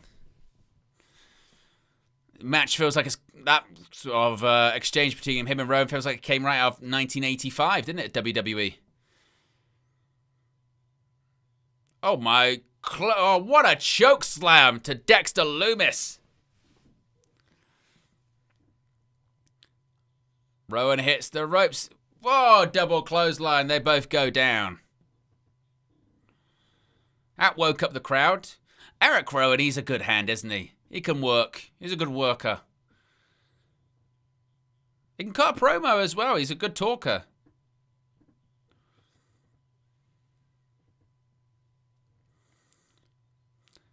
Uncle Howdy wants in. Solo wants in. We're going to get the leaders.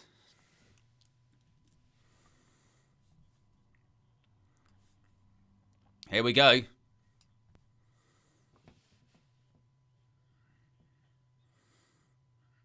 Uncle Howdy and Solo Sikoa reverses the Irish whip. Ducks that. There's a forearm by Howdy and a clothesline. I still contend that the hair attached to the mask is ridiculous.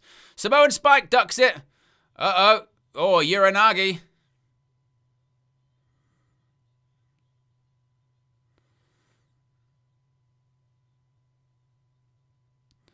What's he going for here? Maybe Sister Abigail. Sister Abigail. Nope. Gets out of it. Oh, there's a right hand.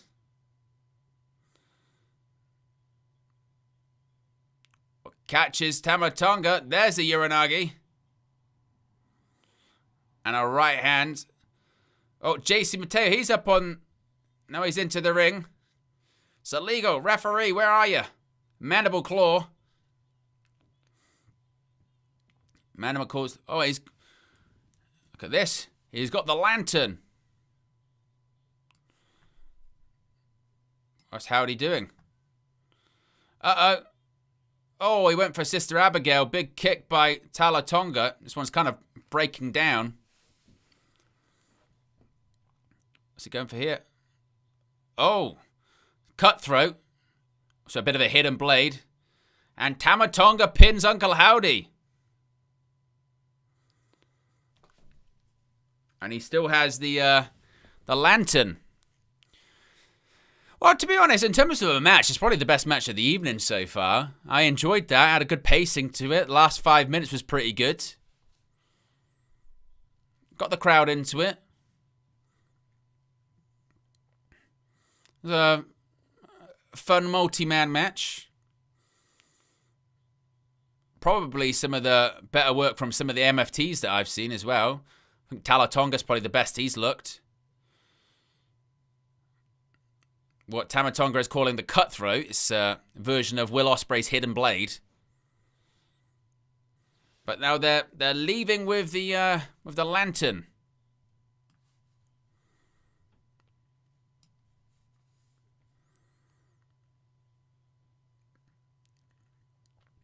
Maybe got to trade it for a WWE Tag Team Championship opportunity.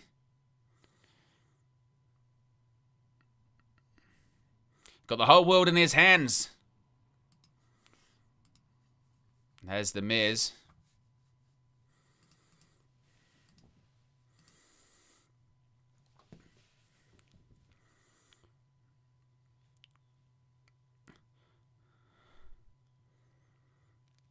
Oh, he's WWE Championship opportunity, an open challenge.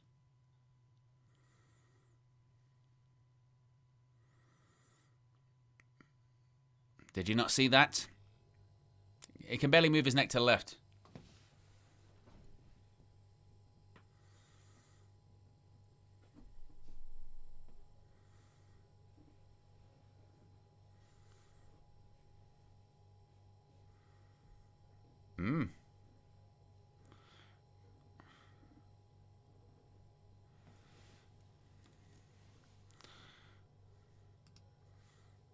He's a man of his word. About to host open challenge.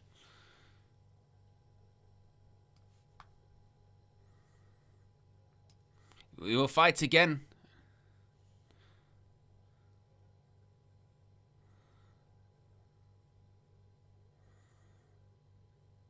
He's on his way to talk to Nick Aldis about something different. Oh.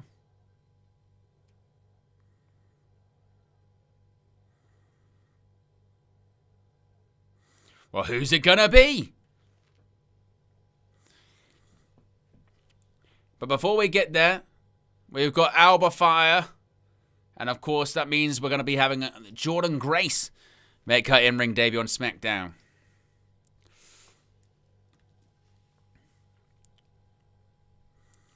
Of course, one half of the AAA Mixed Tag Team Champions in Chelsea Green.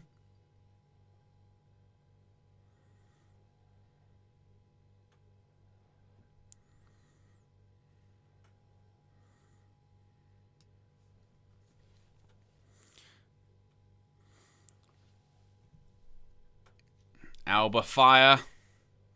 Chelsea Green wearing a Mexico shirt. Of course, she is one half of the AAA Mixed Tag Team Champions. WWE's Mexican promotion they acquired in 2025.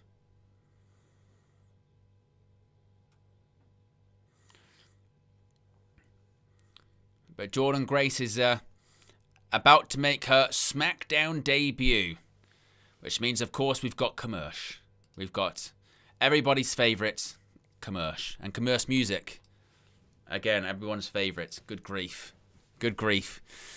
We're 3 likes away from 60 likes. If you haven't already, click the like button. And be sure to subscribe. Michael says Ludwig Kaiser. Maybe. Maybe. They are in Germany, after all. Of course, where Kaiser is from. King Andy says, the hair is awful. Make it stop, please. It's not great, is it? Yeah, it is. It's not great. Not great at all. Not great at all. We've got an hour and a half left of this one. We're halfway through the show. Remember, the final hour is going to be completely dedicated to the 3 stages of how WWE Championship match between Cody Rhodes and Drew McIntyre. And also, they say commercial free. So we'll be uninterrupted. So we're very much in a... I think a 1-match show. Like were Monday, that was a 2.5 hour show. This one is a 3-hour show. Genuinely, who asked for SmackDown to go to 3 hours as well? Well, we do know who, USA Network. And they gave WWE, as they have done many a time in the past, a lot of money to go to 3 hours, which of course is what TKO truly cares about. You give us money, well, that's exactly what we're looking for. I just saw a clip there of John Cena on the Netflix commercial. I kind of actually have put that out of my mind. I haven't really thought about it that much since it happened, but it is kind of weird, isn't it, being in a post John Cena WWE, a WWE in which John Cena is retired as an active in-ring WWE superstar, which is yeah, I haven't really given it much thought, actually, since it happened. Obviously, there was a lot of discussion about the finish and what have you, tapping out to Gunther. But, yeah, a John Cena-less WWE. I mean, he's obviously still an ambassador and what have you, but no in-ring Cena, no jorts, no sneakers, no bright T-shirt. That John Cena is no more. Good grief, if I dwell on it too much, I'll be thinking about my childhood again. As we come back from commercial. Oh, we're getting another Obafemi vignette.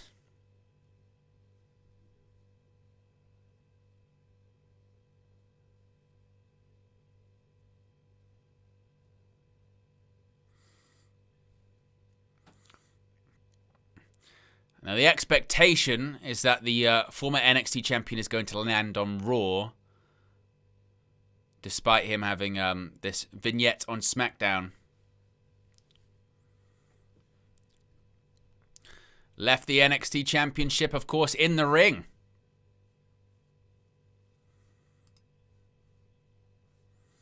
Yeah, life after Obafemi indeed.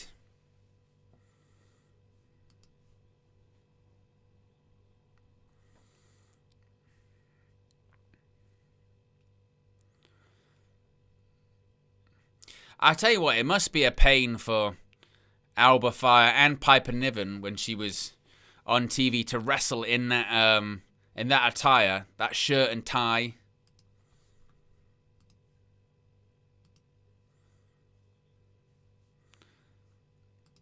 Here comes Jordan Grace.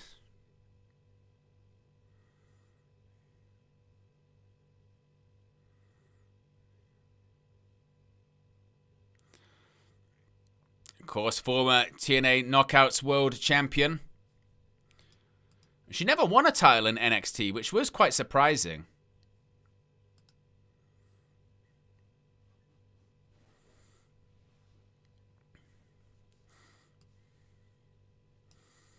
But certainly a very, very impressive pro wrestler. A powerhouse.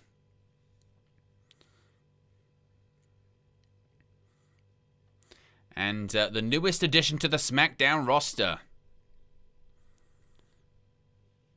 The Juggernaut indeed.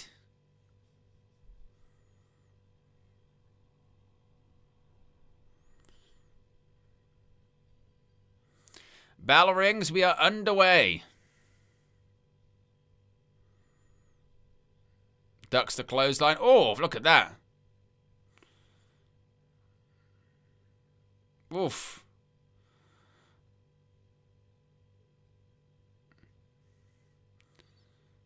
Oof.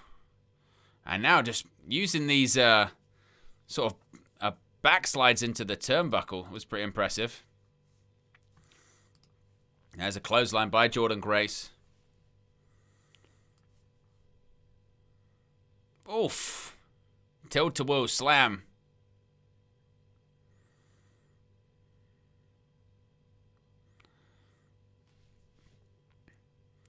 Kick to the... Oh, attempted a kick to the gut. There's a slap.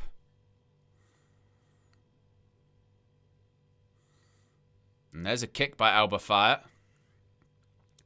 Tornado DDT. There you go. Just plants Jordynne Grace. Cover and kicks out.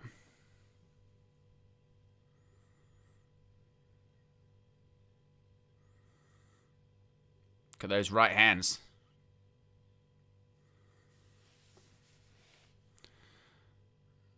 Alba Fire sends Jordynne Grace into the top turnbuckle.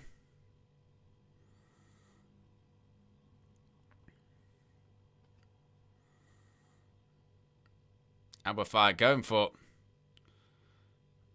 that suplex, but the wide base by Jordynne Grace is preventing that from happening. No. Oof. Back elbow. Floats over. Gonna float over again. Oh, spine buster. I mean, it didn't look like Alba Fire kind of knew what move was coming. The hell is this? Oh, like a package set out powerbomb. Oh, Chelsea Green trying to get in the face of Jordynne Grace.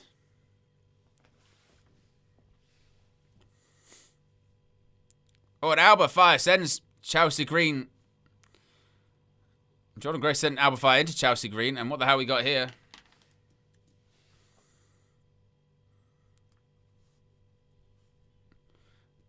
Beast mode by Grace.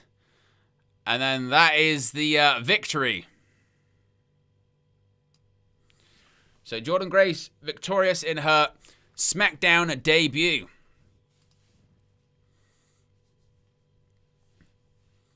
And see that kind of package powerbomb. Probably would have been the finish had Chelsea Green not got involved on the apron. And then we see this torture rack bomb, known as a beast mode, they're calling it. Jordynne Grace with the victory.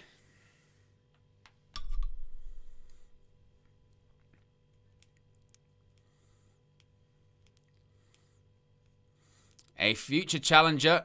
Well, I was just about to say a future challenger for Jade Cargill, and here she comes.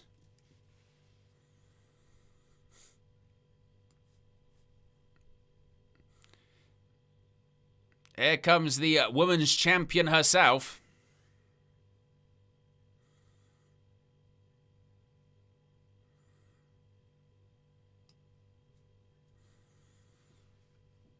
Stepping past Jordynne Grace. Oh no, she's circling her.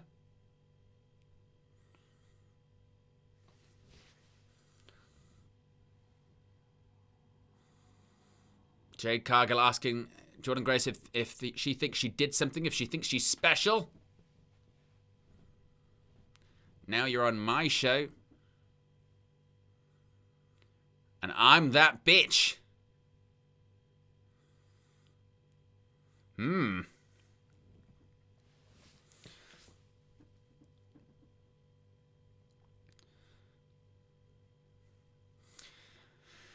Jade Cargill versus Jordynne Grace in the future, right? As we go backstage to Sami Zayn.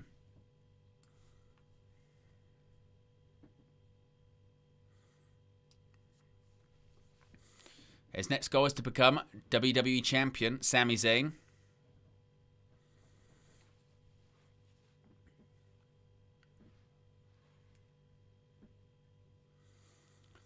Sami Zayn asked who he thinks is going to win.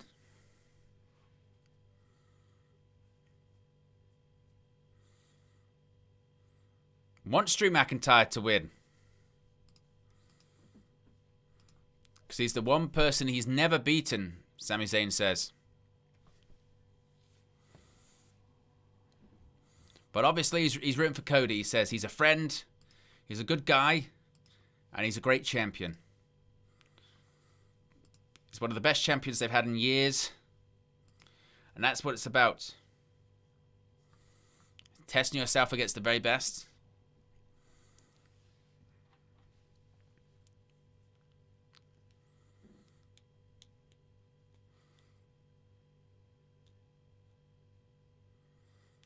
His money's on Cody.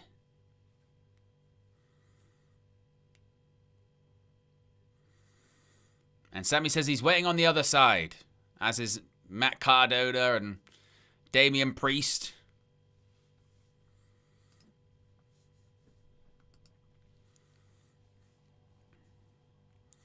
McIntyre looking focused, trying to get into the zone.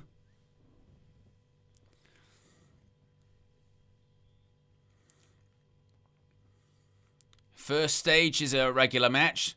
Second stage is Falls Count Anywhere. And the third, if we need it, which we will be a steel cage match. Commercial-free final hour. That's only in 20 minutes' time. Which means probably up next we'll have, United States Championship. There you go, open challenge. So we'll have this next, and then we'll probably have our main event. He is him, and him is the United States Champion, Carmelo Hayes. Melo is money, and Melo is the US Champion.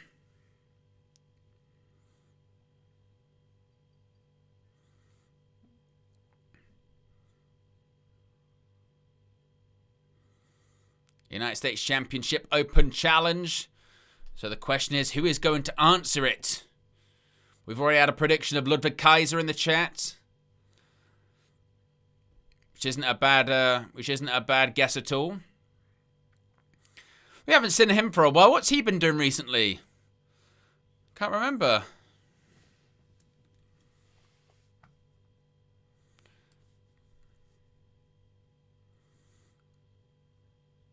Melo, the US champion. Like he maybe didn't do the best sort of wrap around of his strap there for a second.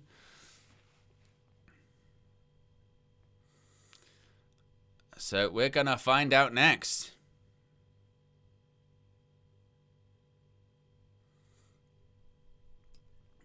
And of course we then have to deal with everybody's favourite, it's the commercial. Yes. Another commercial wouldn't be a WWE television show without.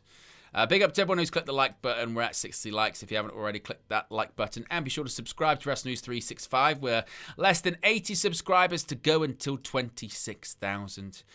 Mike says Carmelo much better as a face.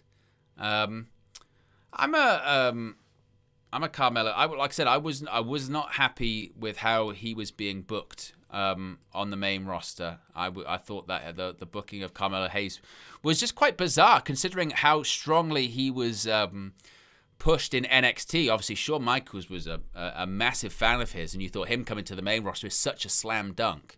But we didn't get that for a while. In the pairing with The Miz and all that kind of felt like they just didn't really know what to do with him. They had that best of, I don't even know how many matches it was, best of 5 matches with Andrade or what have you, which were good matches, but didn't really lead to all that much, did it? After a while, Andrade isn't with WWE anymore; he's with AEW.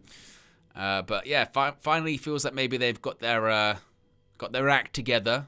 And I've got a question. Like, obviously, we've had 3 champions now that have all been doing this United States Open Challenge gimmick. Obviously, going back to the Cena one back in the day, but Sami Zayn brought it back, and then you had Ilya Dragunov do it. Now you're having Carmelo Hayes do it. Are they just going to do this indefinitely, forever now? Or are we waiting for basically a heel to win it and then him stop it? You wonder how long it can it can go on for, essentially. Or given the fact that this is now a 3-hour show, again, if they got time to fill and they're like, look, we need it.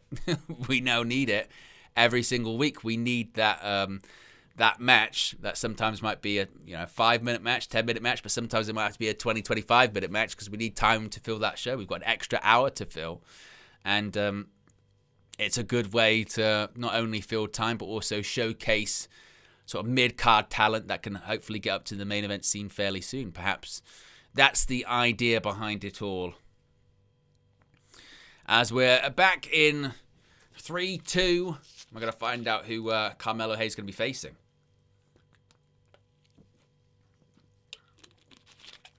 As we see Riyadh, of course, the site of the Royal Rumble later this month.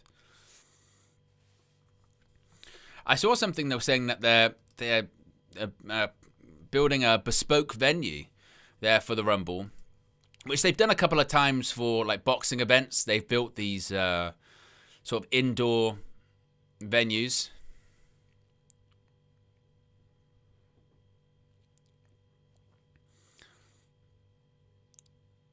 Are we seeing NFL player in the Royal Rumble? Or is it the basketball? Oh, it is football.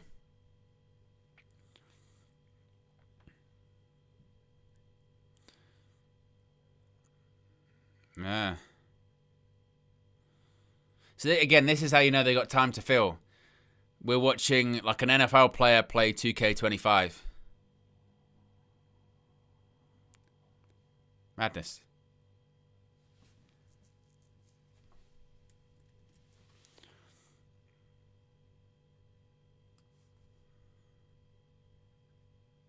Oh! What the hell is this?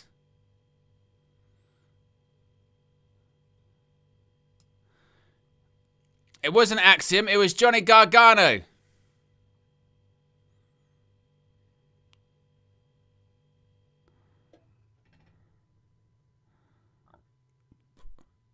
Wow. They're racing to be the person to challenge. And Gargano attack him. Oh. As King says, I love that they think we care. I think they know that we don't, to be fair. So who's it going to be? All right, Shinsuke Nakamura.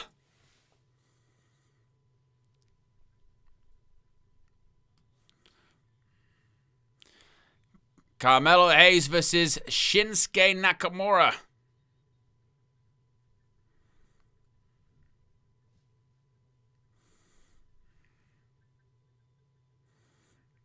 I'm glad he's got his old entrance theme back.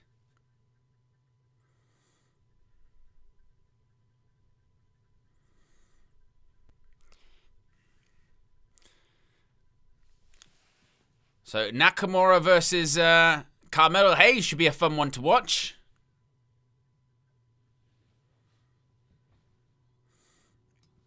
Former US champion in his own right, of course. Former Intercontinental champion, Tag Team champion, Royal Rumble winner.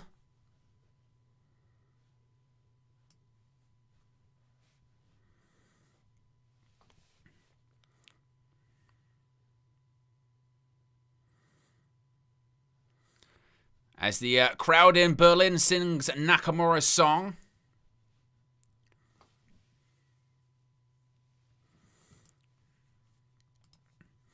Thank God he's got his old song back.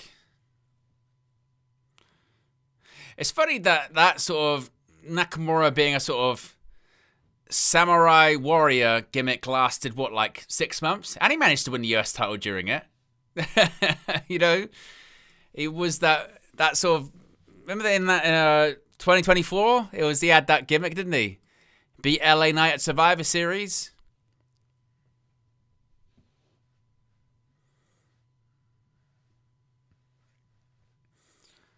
Carmelo Hayes looks pretty excited by the sight of the King of Strong Style.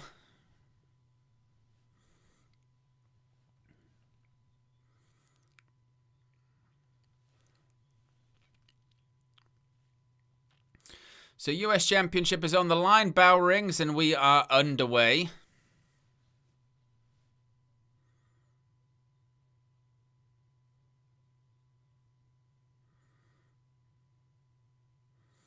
Collar and elbow tie-up. Nakamura certainly has the size advantage. Carmelo Hayes there with the speed. Nice kip up there by Carmelo Hayes.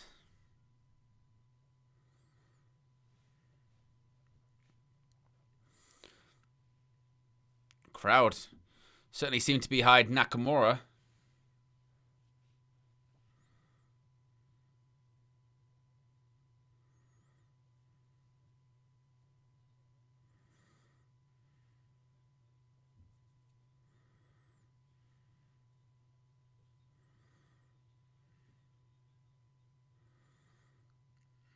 There's a drop kick. And Nakamura rolls out the ring. Yeah, Mike, the gimmick did just disappear, didn't it? I mean, I preferred, obviously, this version of Nakamura, no doubt about that.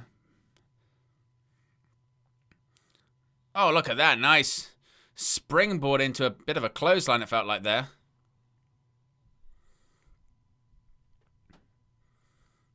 And quickly they go into commercial, because they've got to make sure they get all of these commercials in before that final hour, where they go commercial free. Where, of course, we're 13 minutes away from that WWE Championship 3 stages of hell main event.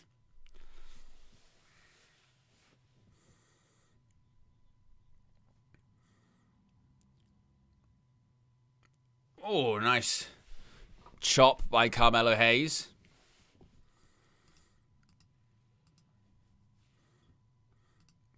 Vier, fünf.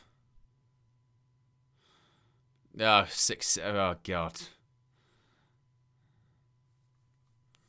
Zach Sieben. And there's a leg drop by Carmelo Hayes. Goes for the cover. And Nakamura rolls the shoulder up.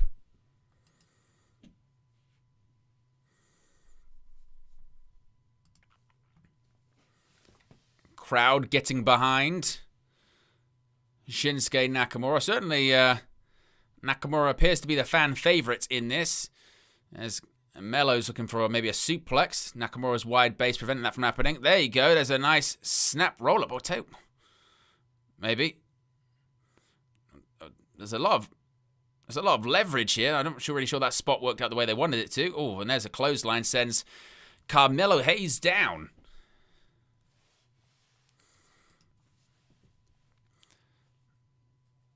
Nakamura is now in control. Snapmare. And a nice knee right to the point of the jaw. Another cover. And Carmelo Hayes kicks out.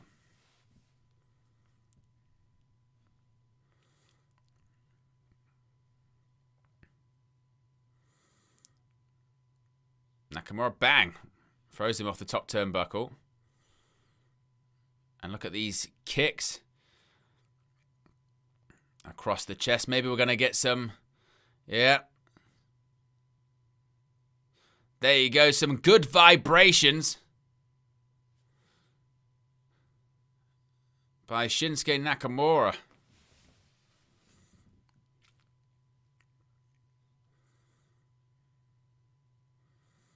Another snapmare, and now just grabs a hold. Big up Steffi in the chat, one of our mods. Of course, mod on United View as well. Moderator extraordinaire. Says who's on now. It's currently a United States Championship Open Challenge.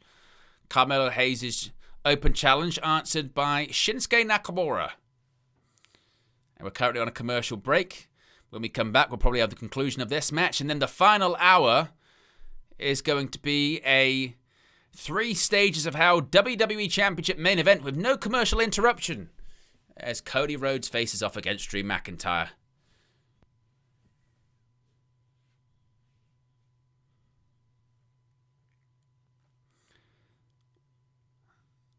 And Nakamura's getting Carmelo Hayes in the corner. A big chop.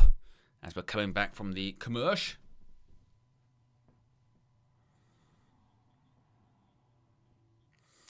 So almost 4 p.m. here in Canada. Jet-lagged AF, but at least I get to catch the stream. Yeah, you're in Canada. Lovely. I bet that's cold at the moment. I bet that is cold. Well, I suppose it depends where you are in Canada, but still, I bet that is cold.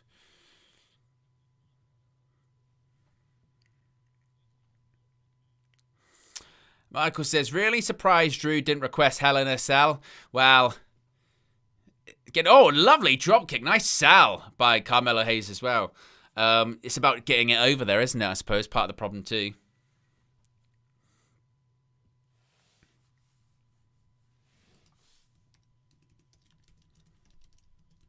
Look at that right hand.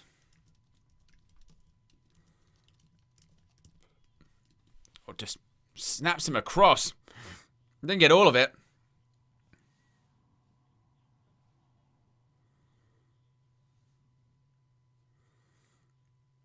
And there's a kick right to the thigh.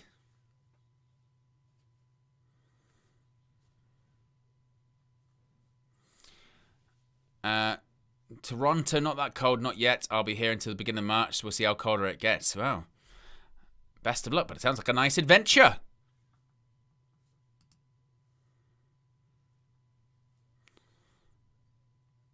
Nakamura puts Carmelo Hayes over the top rope. Oof.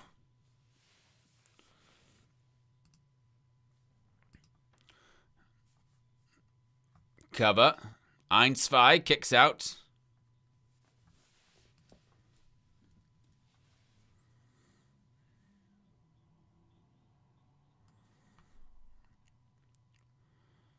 As Nakamura still in control here.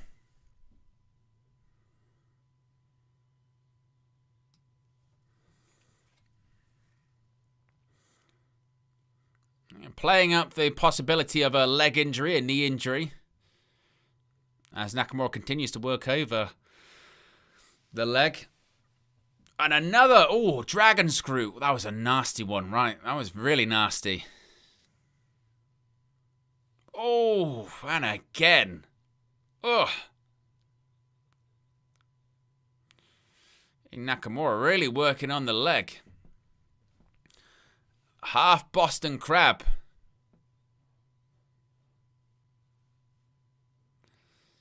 Could Melo be in a bit of trouble here? They're certainly playing it up like he could be.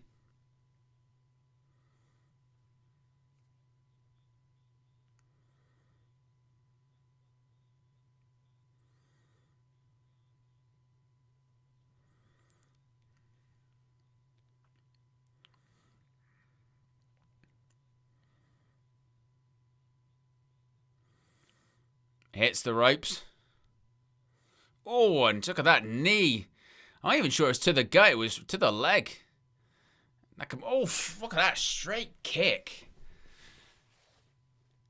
I mean, Nakamura is absolutely dominating at the moment, to be honest with you. Another one. Stiff kick.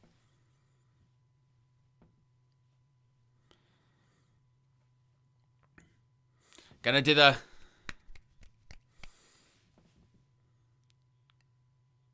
Oh, catches the kick. And now it hits Nakamura's own leg. Maybe Carmelo Hayes starting to fight back here. Floats over, but landed on the knee. Oof.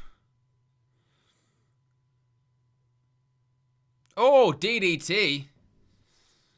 Floats over. Oh, and Nakamura kicks out.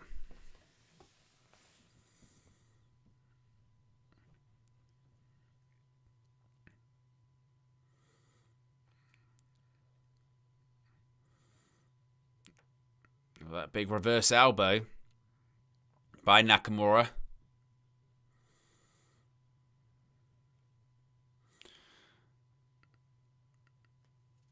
Get him up on the top turnbuckle.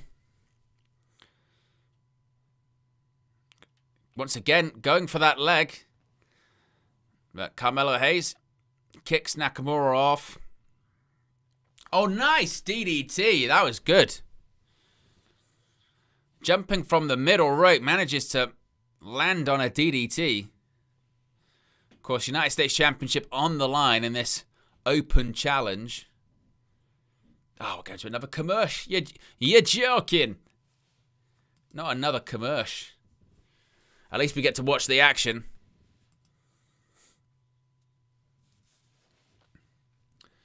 Morocco beat Cameroon and advanced to the, was that semi-finals or finals? Semi-finals.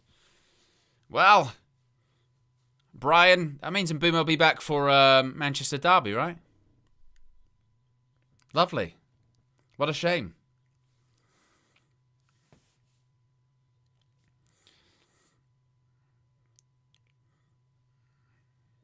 Another dragon screw. Oh. Constantly using that dragon screw, isn't he?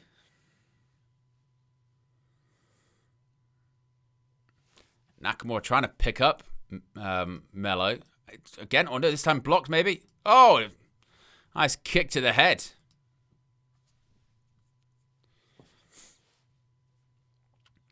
A little bit of a respite for Carmelo Hayes.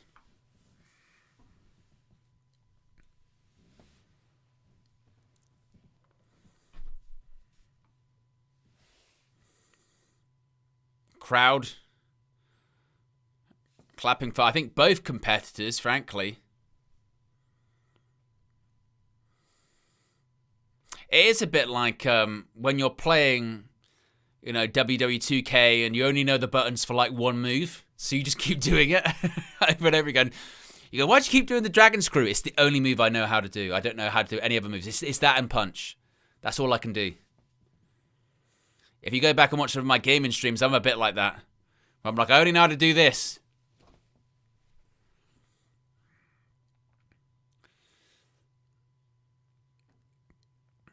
Full round by Nakamura. Gets Carmelo Hayes into the corner.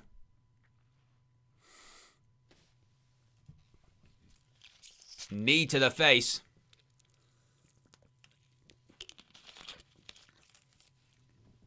There's a kick. Sends Carmelo Hayes down.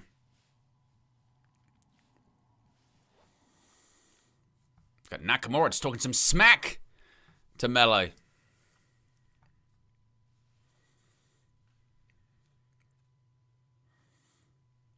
Crowd continue to chant for Nakamura.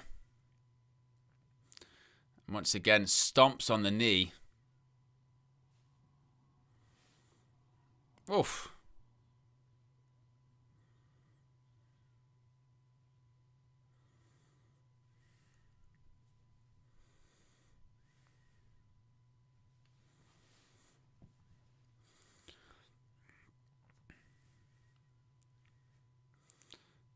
Irish whip. Maybe go for a German suplex. No. A reverse elbow.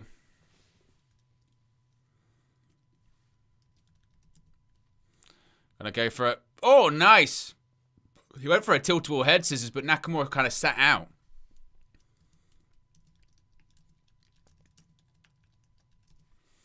As we're about to come back from commercial.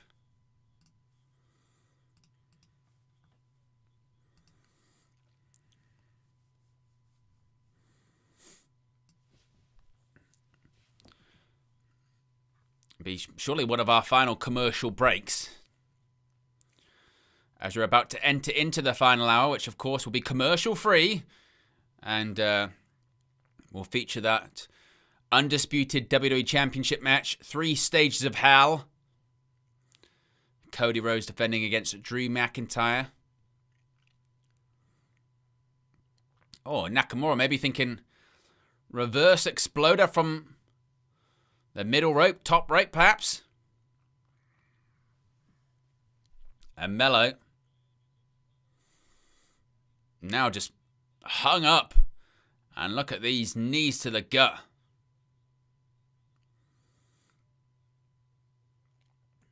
Nakamura going to go charge in the corner. Oh! Carmelo Hayes got up and his knee hit the bottom turnbuckle.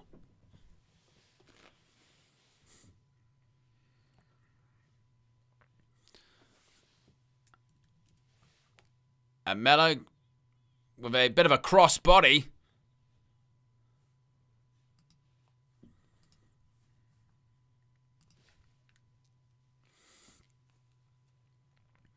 And Melo throws Nakamura into the ring.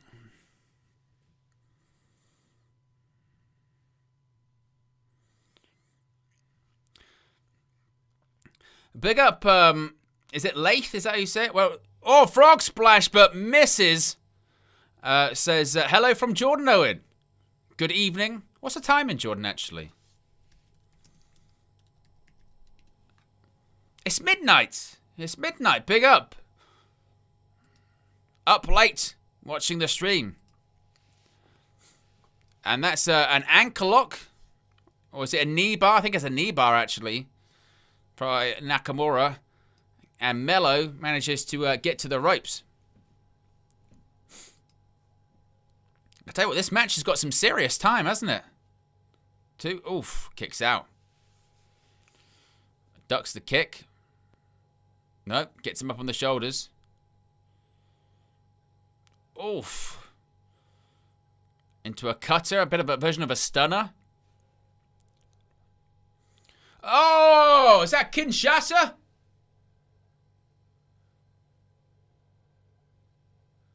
Is he going to go for here? There you go. 2.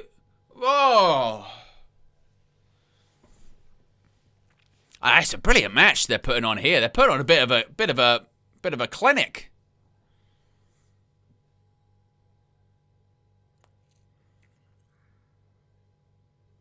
Oh.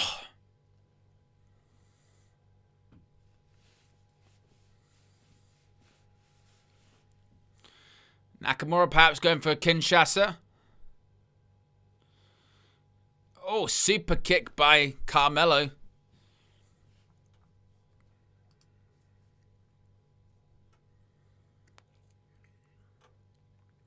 Melo, springboard. Oh, he managed to turn it into a DDT.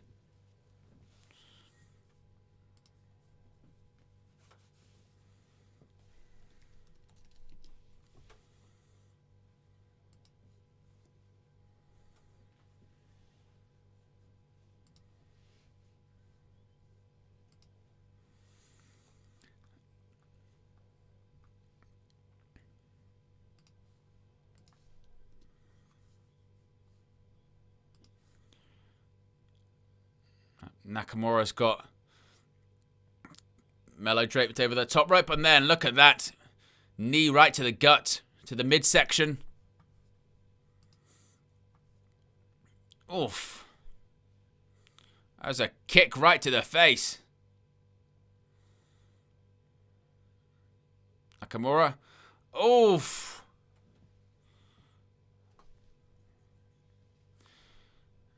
And looks like Melo's going to maybe go to the top rope for nothing but net.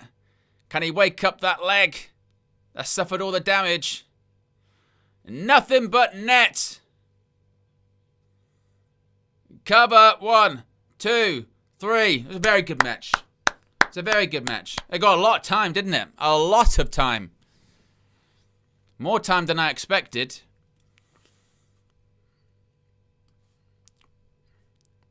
That was a good match, though. I enjoyed that.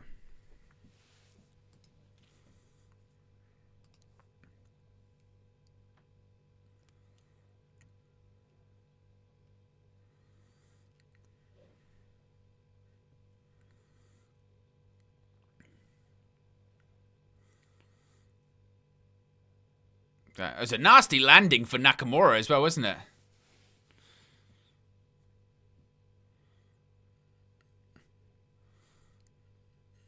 But certainly a good match. Crowd were into it, no doubt about it.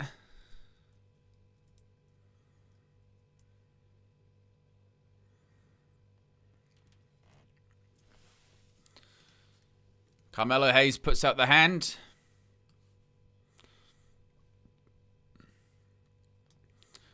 And they shake hands.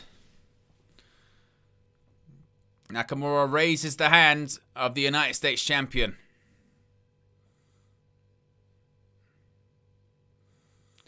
And there is the American Nightmare.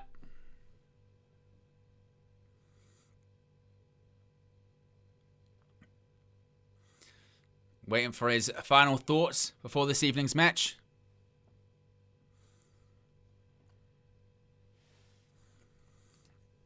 There is no solitude indeed. Oh, Cody, such a kiss ass. You're doing a great job, I hope you know that. Oh, you're such a good guy, aren't you?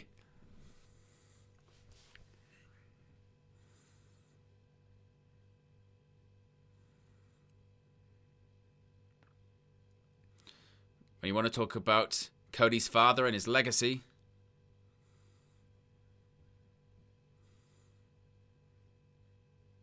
it's lazy.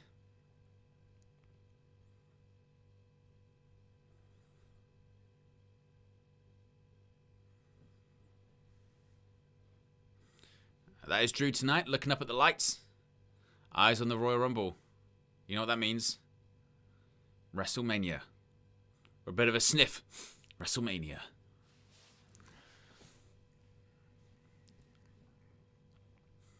I'd love for an upset. I'd love for a surprise. I don't think we're going to get one. But it would be nice, wouldn't it? This final hour is commercial free.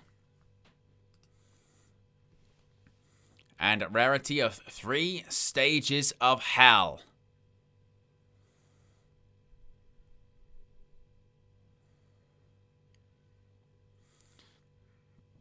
Yeah, it doesn't get bigger this indeed. We have no commercials. No more commercial. No more commercial. Thank God. But just because there's no commercial, it means a million recap packages as well. We're 2 likes away from 70 likes if you haven't already clicked the like button.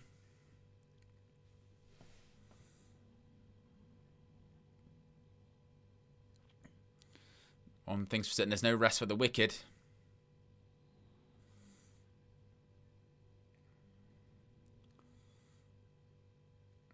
There are many superstars ready to stake their claim to be #1 contenders. So I'm wasting any time. Next week, at Wembley Arena in London,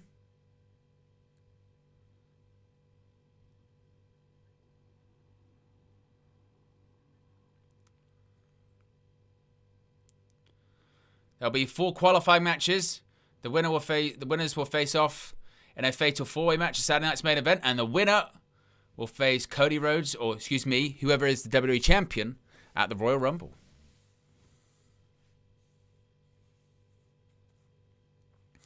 So who do we think faces the WWE champion at the Royal Rumble? That is an interesting one to say the least.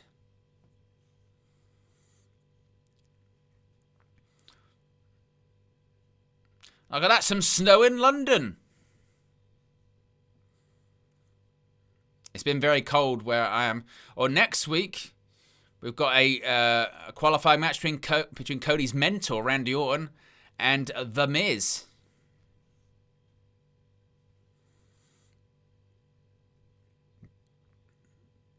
And Matt Cardona versus Trick Willie. Oh, who wins that? That is an interesting one, isn't it? Would WWE have the balls to do Matt Cardona versus Cody Rhodes at the Royal Rumble for the WWE Championship? Damian Priest versus Solo Sikoa? Who's going to face Cody at the Rumble? Maybe it might be Cardona. And the other qualifying match, Sami Zayn versus Ilya Dragunov. That's going to be a good one. Or maybe it'll be Cody versus... Or could it be Cody versus... I tell you what, any one of those people could be the next contender, to be fair. Like, it's entirely possible that any of them could win the 4-way. Which is good. It's difficult to guess.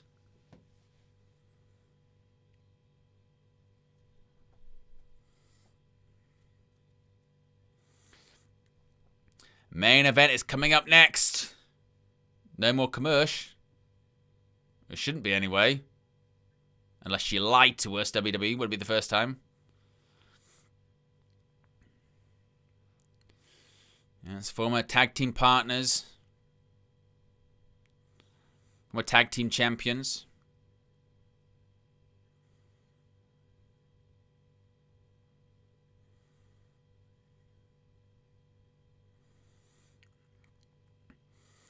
Drew McIntyre's been screwed a couple of times.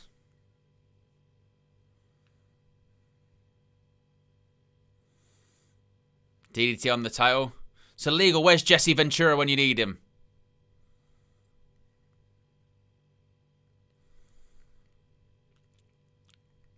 It's getting screwed over. Big up Lil Yo-Yo says, I would like a Drew to get another title run, but I don't see it happening anytime soon. Oh, well, this sounds like Disturbed.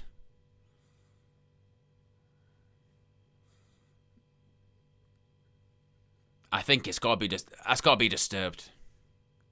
That sounds very much like Disturbed.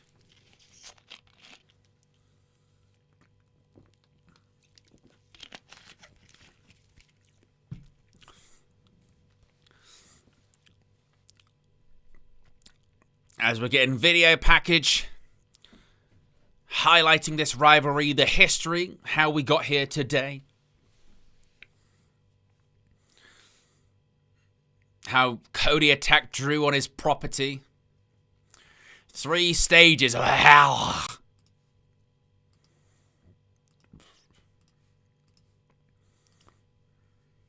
There you go, it's 3 stages of hell. Yeah, it's definitely Disturbed. I don't know the song, but I know Disturbed when I hear it.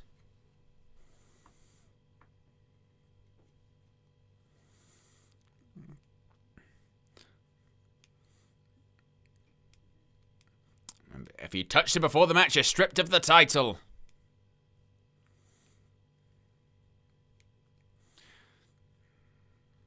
Exactly, King of the Indies. It's no commercial, just a video package.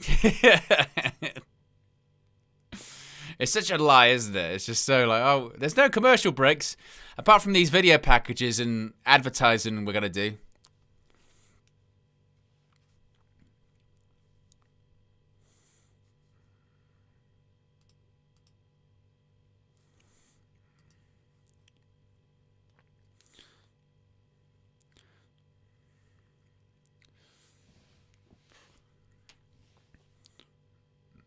McIntyre burned the photo of Dusty and Cody. He's got the watch as well. He's a devious bastard, that Drew, isn't he?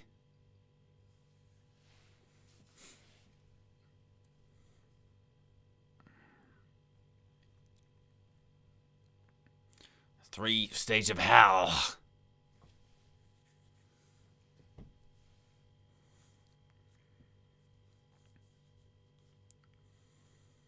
First match is a regular standard match. Second fall is a Falls Count Anywhere match. Only way by pinfall is to win is by pinfall or submission. Third stage, if necessary, is a steel cage match. Only way to win is...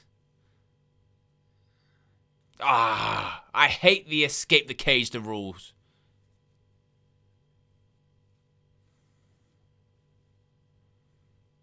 The Superstar wins 2 stages. Will be the winner and the undisputed WWE champion.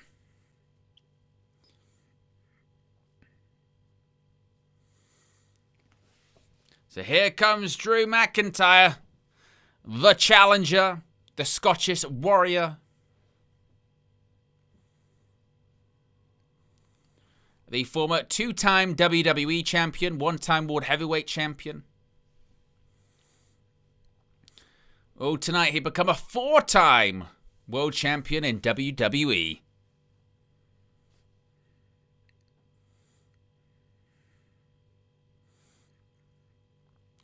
Of course, not the hometown favourite or home country favourite, but a European. Certainly feels like he'll have the fans on his side this evening.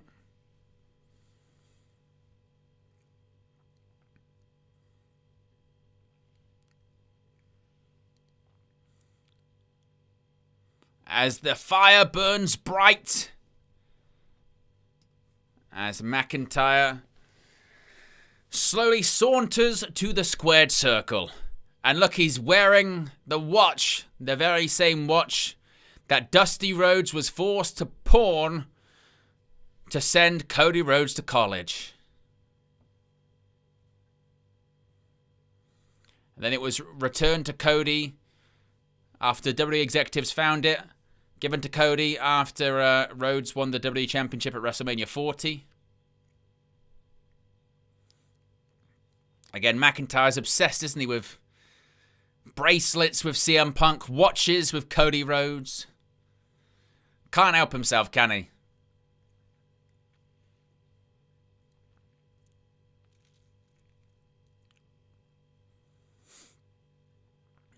Is tonight the night where Drew McIntyre finally wins the WWE Championship in front of fans? And holds it this time. He did win the World Heavyweight title in front of fans at WrestleMania 40, but only held it for a couple of minutes before Damian Priest cashed in. Is tonight finally the time that Drew wins the WWE Championship in front of a live crowd and keeps it longer than a few measly minutes? Or will McIntyre's misfortune continue?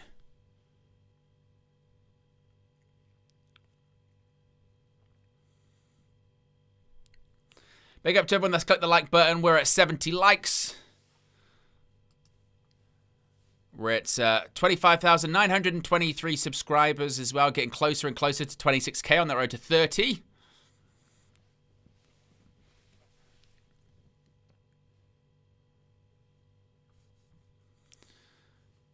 McIntyre tapping the watch. His time running out on Cody Rhodes' title reign. Here comes the American Nightmare, the undisputed WWE Champion.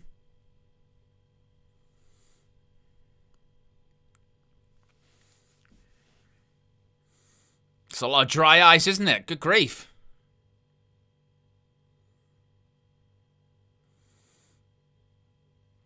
There is Cody Rhodes.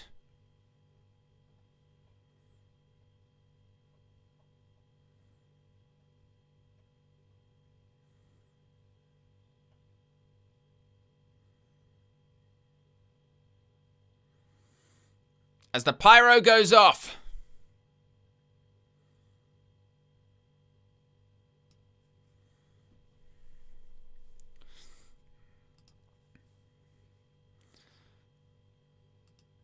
Of course, Cody Rhodes, the incumbent WWE champion, since defeating John Cena in the main event of SummerSlam Night 2 last year. His second reign as the WWE champion. His first lasted 1 full year. Will his second come to an end this evening?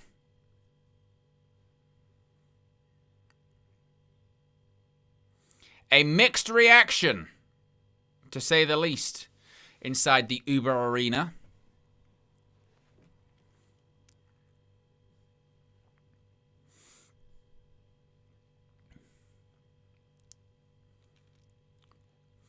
More pyro.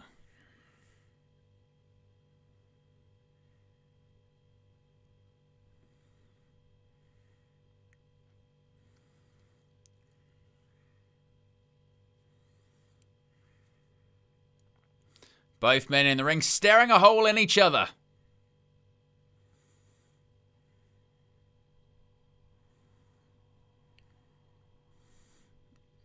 Drew taking off the watch as Alicia Taylor going to do the official ring introductions.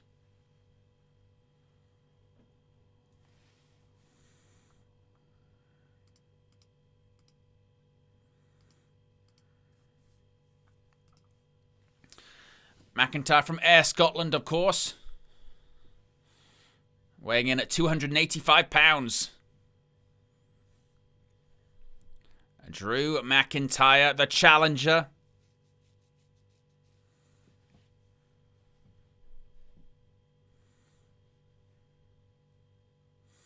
We'll get the classic Cody Rhodes do this.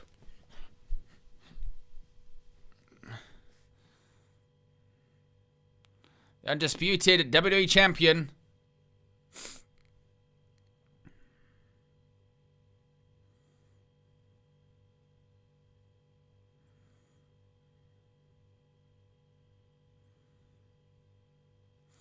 There is Cody Rhodes, kisses the belt, but is he kissing it goodbye? We'll find out well, I say shortly, we'll find out in a while. This one's going to probably go for a while. Jason Ayres, the referee. The bell rings, we are underway. But this is a regular match. The first stage is a regular match. Obviously, the first one is a straight wrestling match. Clothesline sends Drew McIntyre over the top.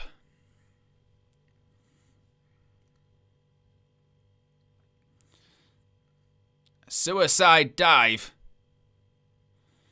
to the outside. Remember, the Falls Count Anywhere match is the second stage, not this one. You gotta be careful. Oh, he's got a steel chair. He's saying, use it, use it. Do it. Oh.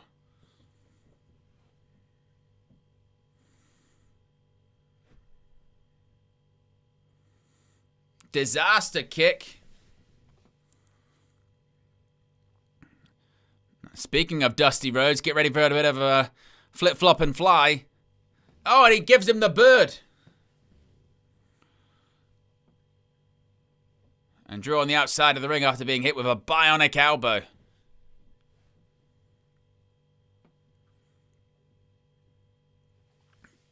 And now, look, he's just grabbing Drew by the throat, choking him.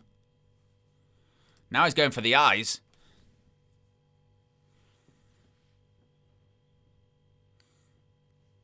That hasn't stopped the crowd in Berlin being behind Drew, though. Reverse the Irish whip, and there goes Cody into the steel steps.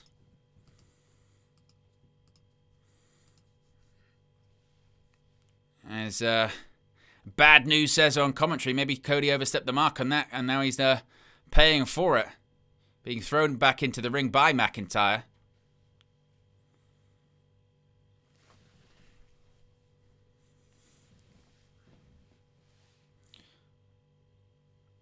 Drew went for a back suplex. Cody landed on his feet. Escalera, Cody, cutter. Cover.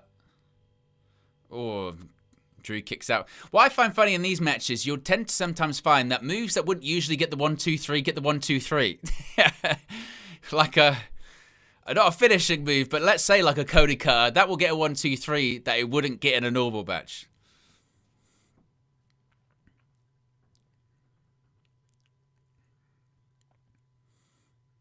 Cody teeing off on McIntyre in the corner.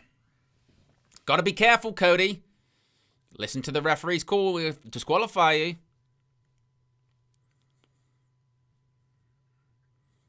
And Cody maybe going for... Oh, there you go. A German suplex by Cody Rhodes. You don't often see that.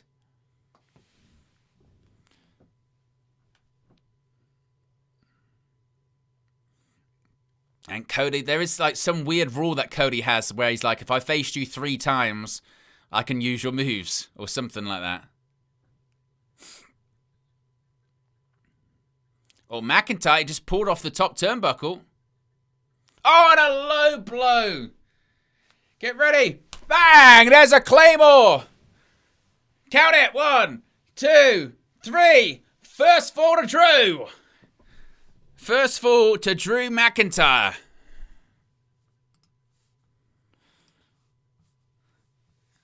The next stage is Falls Count Anywhere, which should mean no disqualification, right? There you go, low blow, and a big boom. Score 1 to Drew. Now, Drew McIntyre is now 1 fall away. 1 fall away from becoming the WWE Champion. So, we're into do or die territory for Cody Rhodes. Cody Rhodes has to get the fall in this Falls Count Anywhere portion of the match. If he doesn't, he's losing that WWE Championship. Which means Cody's winning this fall. Cody's winning this fall. We're coming to the steel cage match.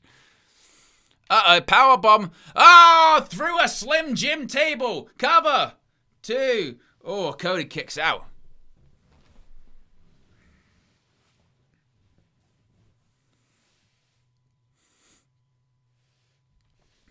Look at that. Oh. I think we're probably going to speed through these 2 falls fairly quickly, aren't we? We're going to speed through these falls fairly quickly. Drew wins the first, Cody wins the second, and the steel cage match will take a long time, I think.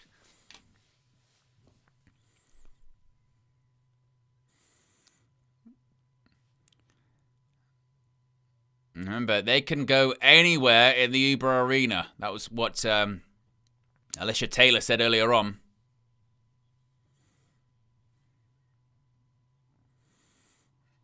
This crowd continues to chant for Drew McIntyre.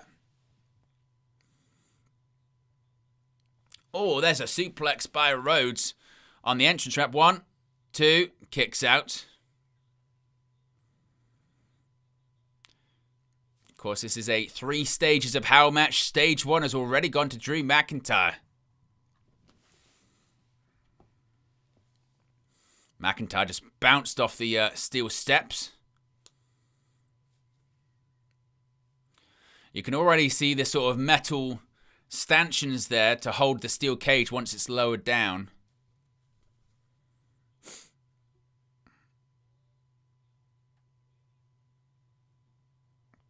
Double axe handle off the barricade to Drew in the crowd.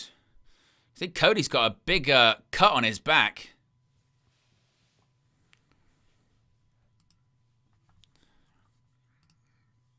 Oof. Cody with a bit of an uppercut there. As Drew now walks through the crowd, and Cody raking the back of McIntyre with his nails. Oh, what did he just threw something in Drew McIntyre's face. It's like fighting up the steps. I don't quite think the Berlin crowd can believe what they're witnessing here.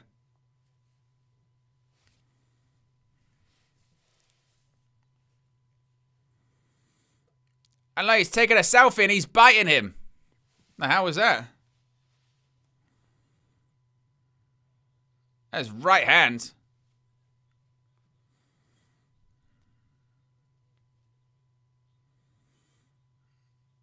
I think that was a soda in the face.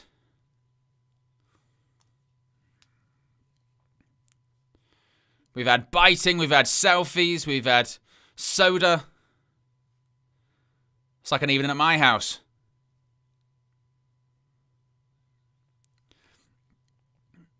And they're brawling backstage.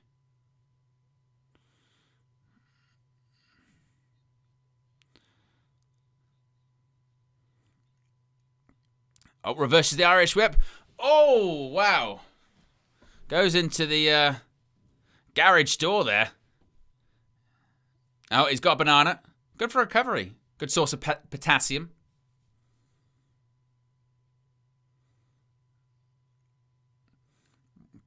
Cody laying in those shots.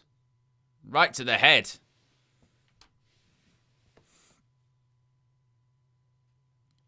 Once again, bouncing McIntyre off that garage door.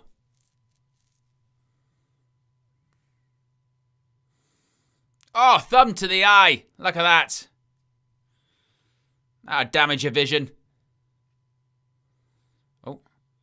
Oh, wow. Irish whip, excuse me.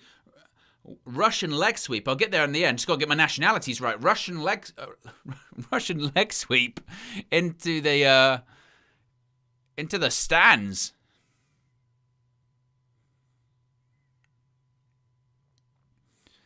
There's a table being set up in a bit of a dangerous area. That kind of looks a bit dive from the stands-ish.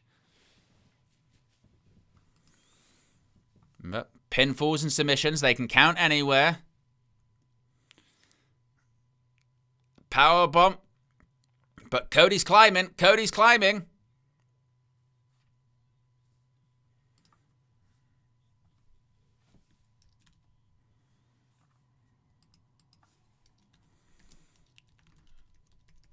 What the hell's this? Oh, Cody throws McIntyre into the stands again. And it's solid metal. Oh, wow. Back of his head just went straight into the metal.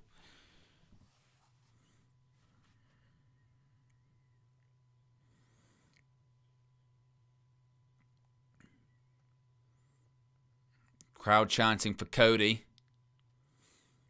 Now he's thinking of a dive. He's thinking of a dive.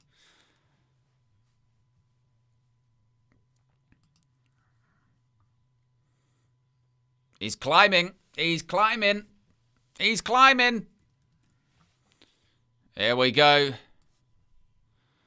Cody, what are you doing? Oh my God! A crossbody out the stands. Oh, he kicked out. He kicked out. I thought I was going to be the 3. Holy shit.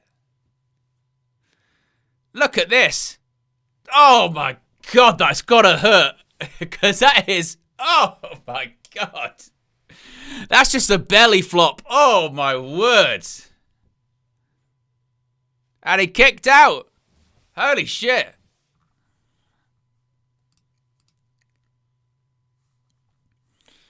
I mean, that's one of those ones that's just going to hurt, isn't it? The way he went down, it was boom. Oh. That's got to hurt.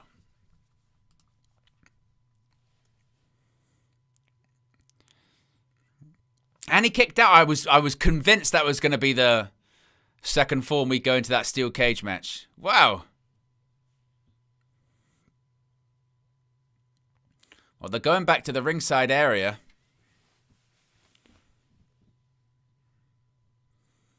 It'll be something like, won't it? Like, it would... A dive out of the stands wasn't enough to put McIntyre away, but a crossroads will, damn it. I gotta love pro wrestling.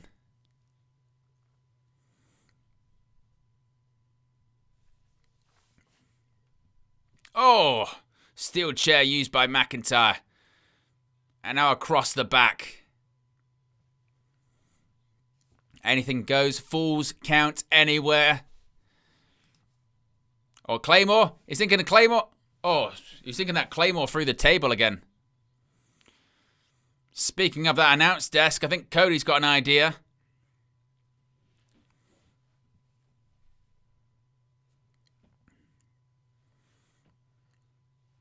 Cody's going to put McIntyre on that table.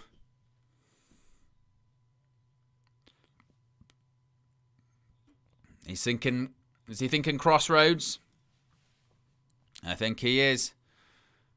Crossroads. Oh, McIntyre nearly fell off.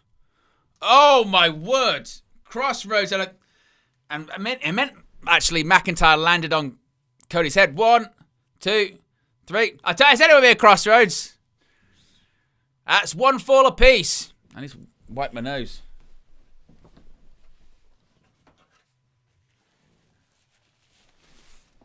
I'm getting that cold as well. And the final stage is a steel cage match. Do I have steel? I think I do. There you go. Look, cage. Cage.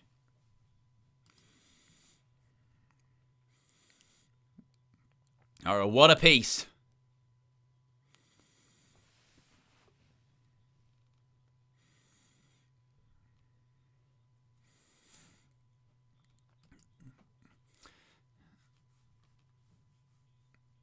It is a steel cage indeed.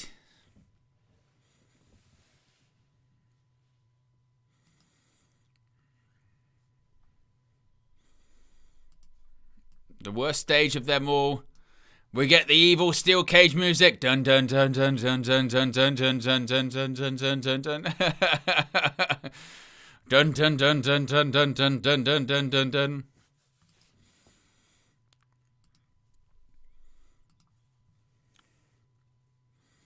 Stage 3, a steel cage.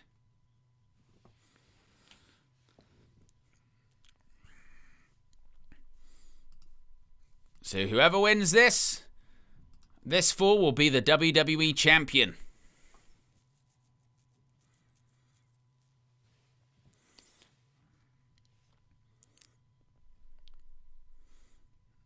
Drew's kind of just coming to and realizing that he's in the cage.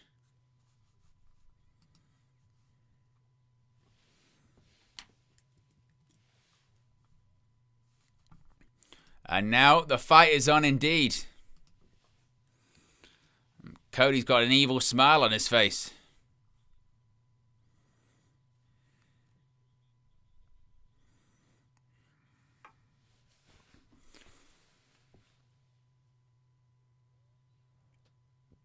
Cody just bouncing Drew's head off that mesh. I mean, the crowd are booing Cody throwing him into the cage. It just goes to show. There you go. McIntyre reverses. Oh, he's trying to get out the door. Look at that. He's nearly out. He's nearly out. Oh, my, he's nearly out. If both feet touch the floor, that's it. Cody's got to get him back in. He was very close.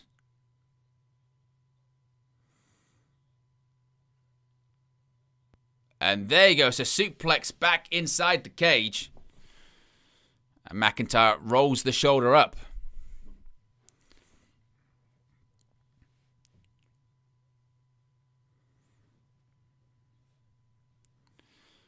Crowd in Berlin chant, "This is awesome."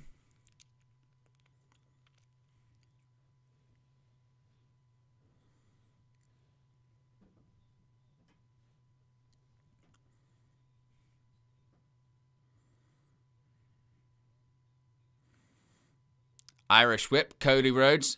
Oh, nice.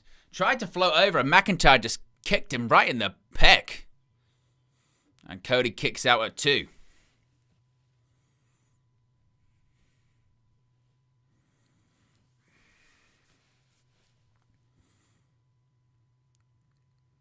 And McIntyre trying to climb. Maybe thinking of going over the top.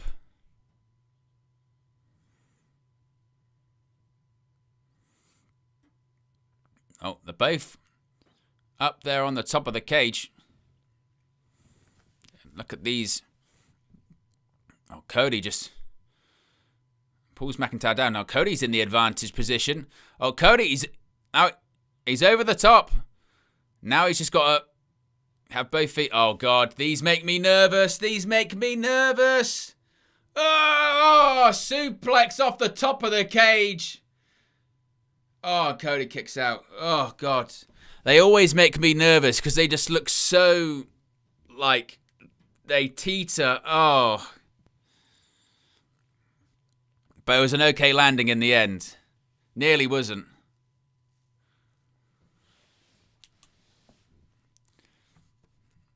Oh. Has been a chaotic match to say the least, hasn't it?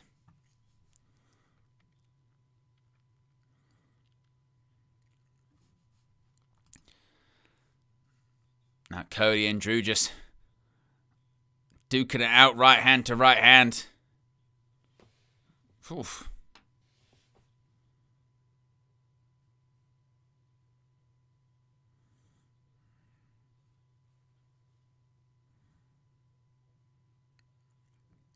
Irish whip.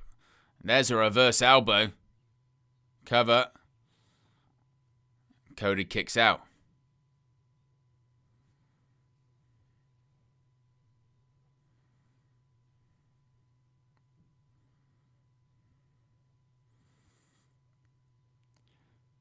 And McIntyre looks pretty pissed, but also pretty exhausted.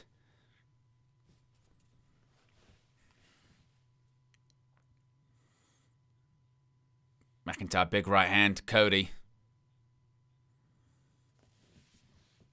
Oof, there's another. And there's a right hand by Cody.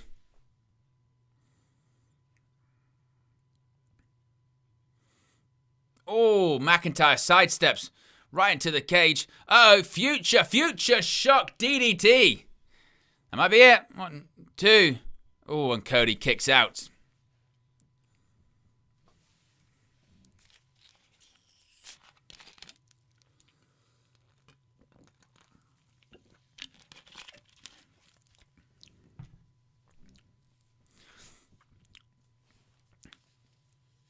It's Cody, yeah. Cody looks to be bleeding on his head somewhere. Now you can see it, obviously, with his bleach blonde hair.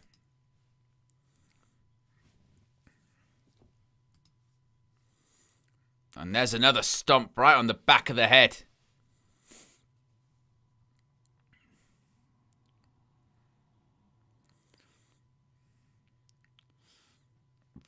What's McIntyre going to do now?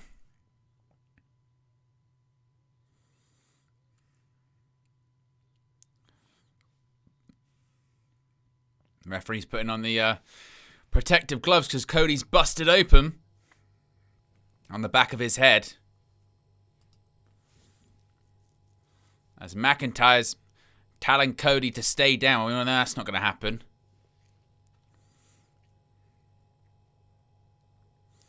McIntyre saying there's no shame.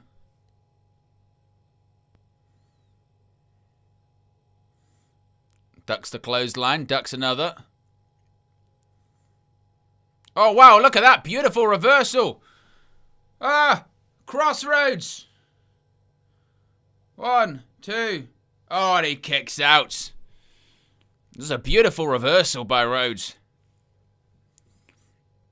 Look at this. Nice. Perfect. Hit it flush. Right in the center of the ring. Wasn't enough. McIntyre down. Cody down. Steel surrounds them.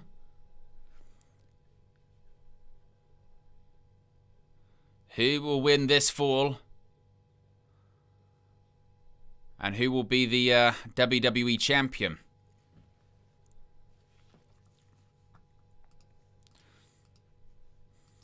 McIntyre still alive, just.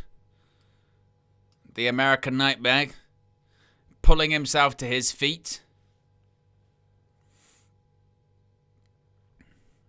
There's a right hand by Rhodes. A right hand by McIntyre. Oof, and a big uppercut by Rhodes.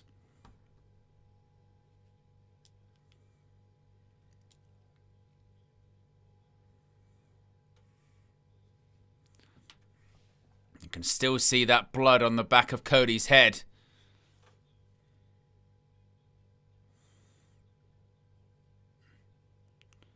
Hits the ropes. Oof. Rhodes floats over. And there's the power slam cover. And McIntyre kicks out.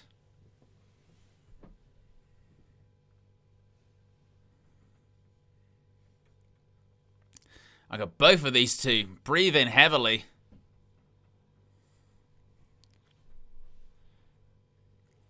We're 5 likes away from 80 likes. If you haven't already, click the like button.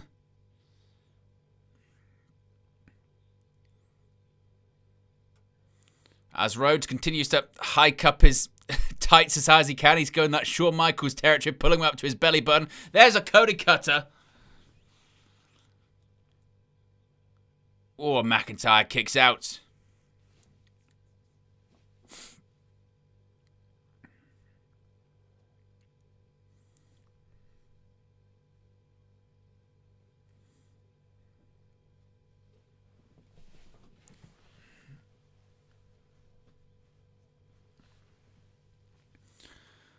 McIntyre, I mean, he just looks exhausted. He's reaching out.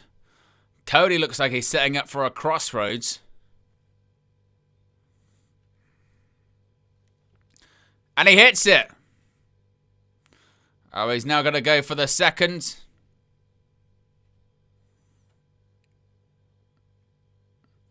There's a second. I mean, he's going to get booed out the building, frankly. Oh, look, thumb to the eye.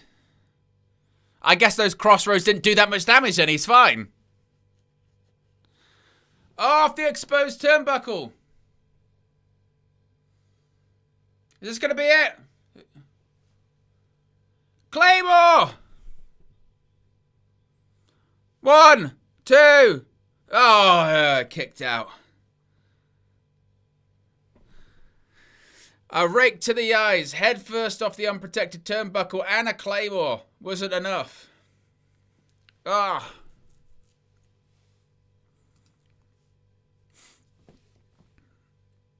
I mean, apparently the crossroads does no damage at at all. Not any damage.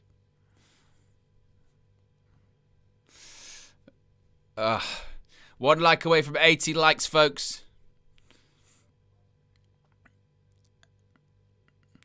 So we've had kickouts of crossroads, claymores. We've had tables, announced table spots. Dive from stands. McIntyre's now climbing. McIntyre's climbing. He's one leg over. And now he's biting the calf of McIntyre's Cody Rhodes.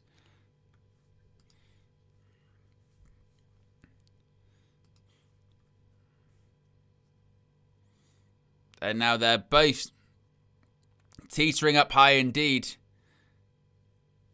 Oof. There's a chop by Cody. McIntyre right hand. They're teetering on top of the cage.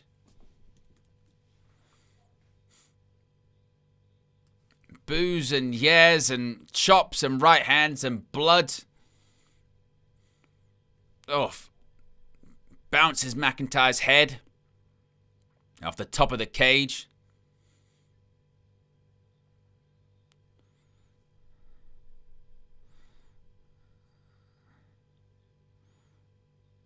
Oh, and oh no, this might be moonsault territory. Oh no, Cody curve from the top of the cage. 1, 2. Oh, and he rolls the shoulder up. Oh, I thought that might be it. Woo. Look at this.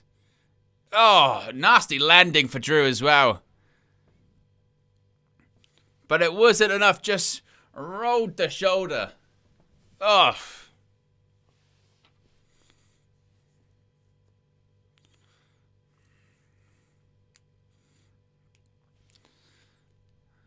Cody and Drew flat out in the middle of the squared circle, surrounded by steel. And still, this one carries on. Remember, we're tied 1 apiece. McIntyre with the first fall, Cody with the second. And this third and final fall in the 3 stages of hell is still ongoing.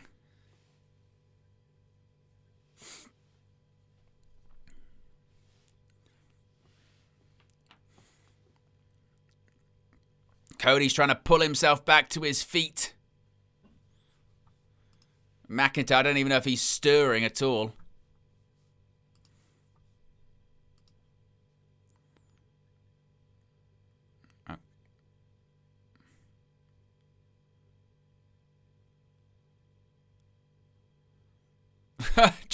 Joe Test and that has just gone, I've lost headsets. So they suddenly now can't hear anything. We've got no commentary. Oh, it's all gone to shit.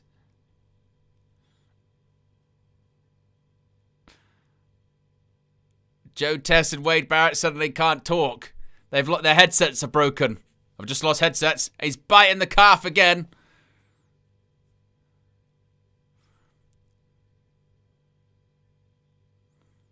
Now Joe Tess's headset sounds awful.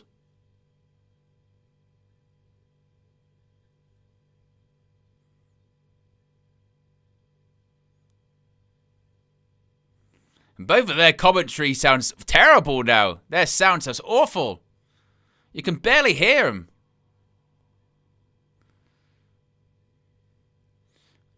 Oh. Cody's climbing.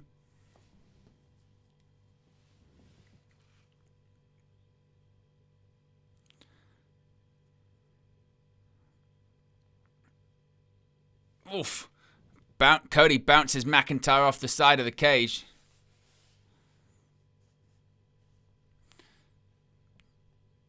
Big up to brother. Are you enjoying this match? It's a crazy one. Yeah, I am enjoying this match. Big up. Appreciate you joining us. And they both landed on that top rope there. Right in the dick. So we're 5 likes away from 90 likes if you haven't already clicked the like button.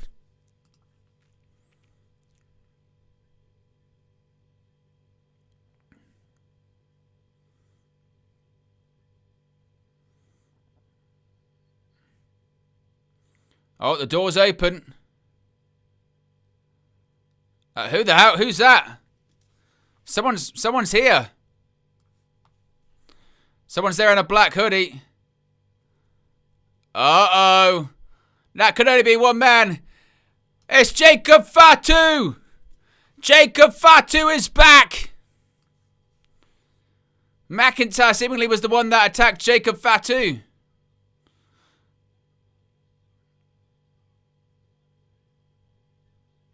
I tell you what, WWE's sound is all over the place. Really all over the place. Fatu is beating down Drew McIntyre. Oh, he just... Jacob Fatu is attacking Cody Rhodes. Oh, McIntyre's crawling. McIntyre's crawling. He's crawling. McIntyre, fall out. McIntyre won. McIntyre won. We've got a new champion. We've got a new champion! McIntyre won!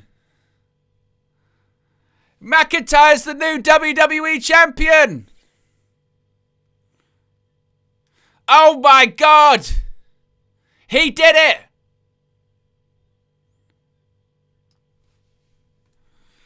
He did it!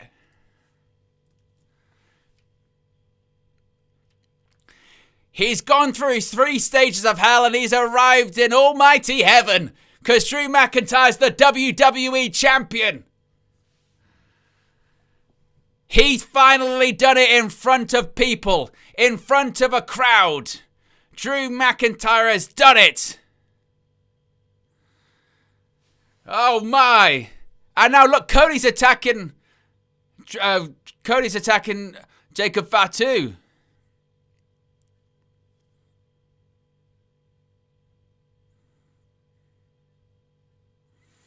McIntyre has finally done it. Finally. Good. Something different. Something new.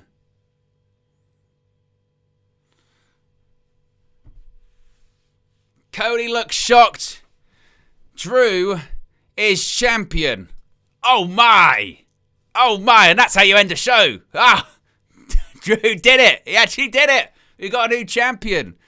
What does this mean moving forward? Well, certainly we're going to discuss it on the post show, which will be going live immediately now, right after this. But Drew McIntyre, the new WWE champion. And this is why, folks, if you're living in the United States, I've mentioned recently, you don't want to be waiting. You don't want to be waiting until this show airs on USA Network, right? At 8 p.m. Eastern. You do not want to be waiting at all because you would have missed watching live that Drew McIntyre is the new WWE champion. Thanks to a returning Jacob Fatu, McIntyre has escaped the cage and McIntyre is the new champion. And as we get closer to the Royal Rumble, and remember as well, this is the other important thing to remember as well too, folks, yeah? Is that it's already been announced for next week. Next week, we're getting these qualifying matches to see who's going to be facing off in that Fatal 4-Way at Saturday night's main event. And, of course, none of them involve Cody Rhodes. So, what does that mean? McIntyre wins WWE title, SmackDown in Berlin, Germany. And it was Drew McIntyre. Got to make sure I get this set up. Versus Cody Rhodes. And it's 3 stages of hell. 3 stages of hell. Right, wow. Wow. That is a bit of a surprise. I don't think many people saw that one coming, did they? I don't think many people saw that one coming. McIntyre winning the championship, and again, I don't know what that means. Now, the concern is, I suppose, does this mean Cody's going to win the Rumble again? Or is this what like people were saying before, which is, you know, if it is Cody Rhodes versus Drew McIntyre, if it is Cody Rhodes versus if it is Cody Rhodes versus Roman Reigns at WrestleMania, does that need to be for the championship? That's the key thing here. Does that need to be for the WWE title? Maybe it doesn't. And if it's not, then maybe have Drew McIntyre defending the WWE Championship again at WrestleMania. Who that would be against, I have no idea who could that possibly be against. I mean, these are all the questions we'll discuss, as mentioned, in the post-show. I mean, be sure to smash a like on the like button. We got close to 100 people watching, so let's see if we can get to 100 likes on the way out. But don't go anywhere, because you'll be redirected, folks. You'll be redirected straight to the post-show, which will have screen grabs from this show that's just happened. Big up to United Love as well. Been a man for 21 months, bloody hell. Says, I love this game, and maybe loves Drew McIntyre being the new WWE champion. Stay locked in, stay tuned, click the like button. We're going to be live in a matter of seconds on the post show. Don't go anywhere.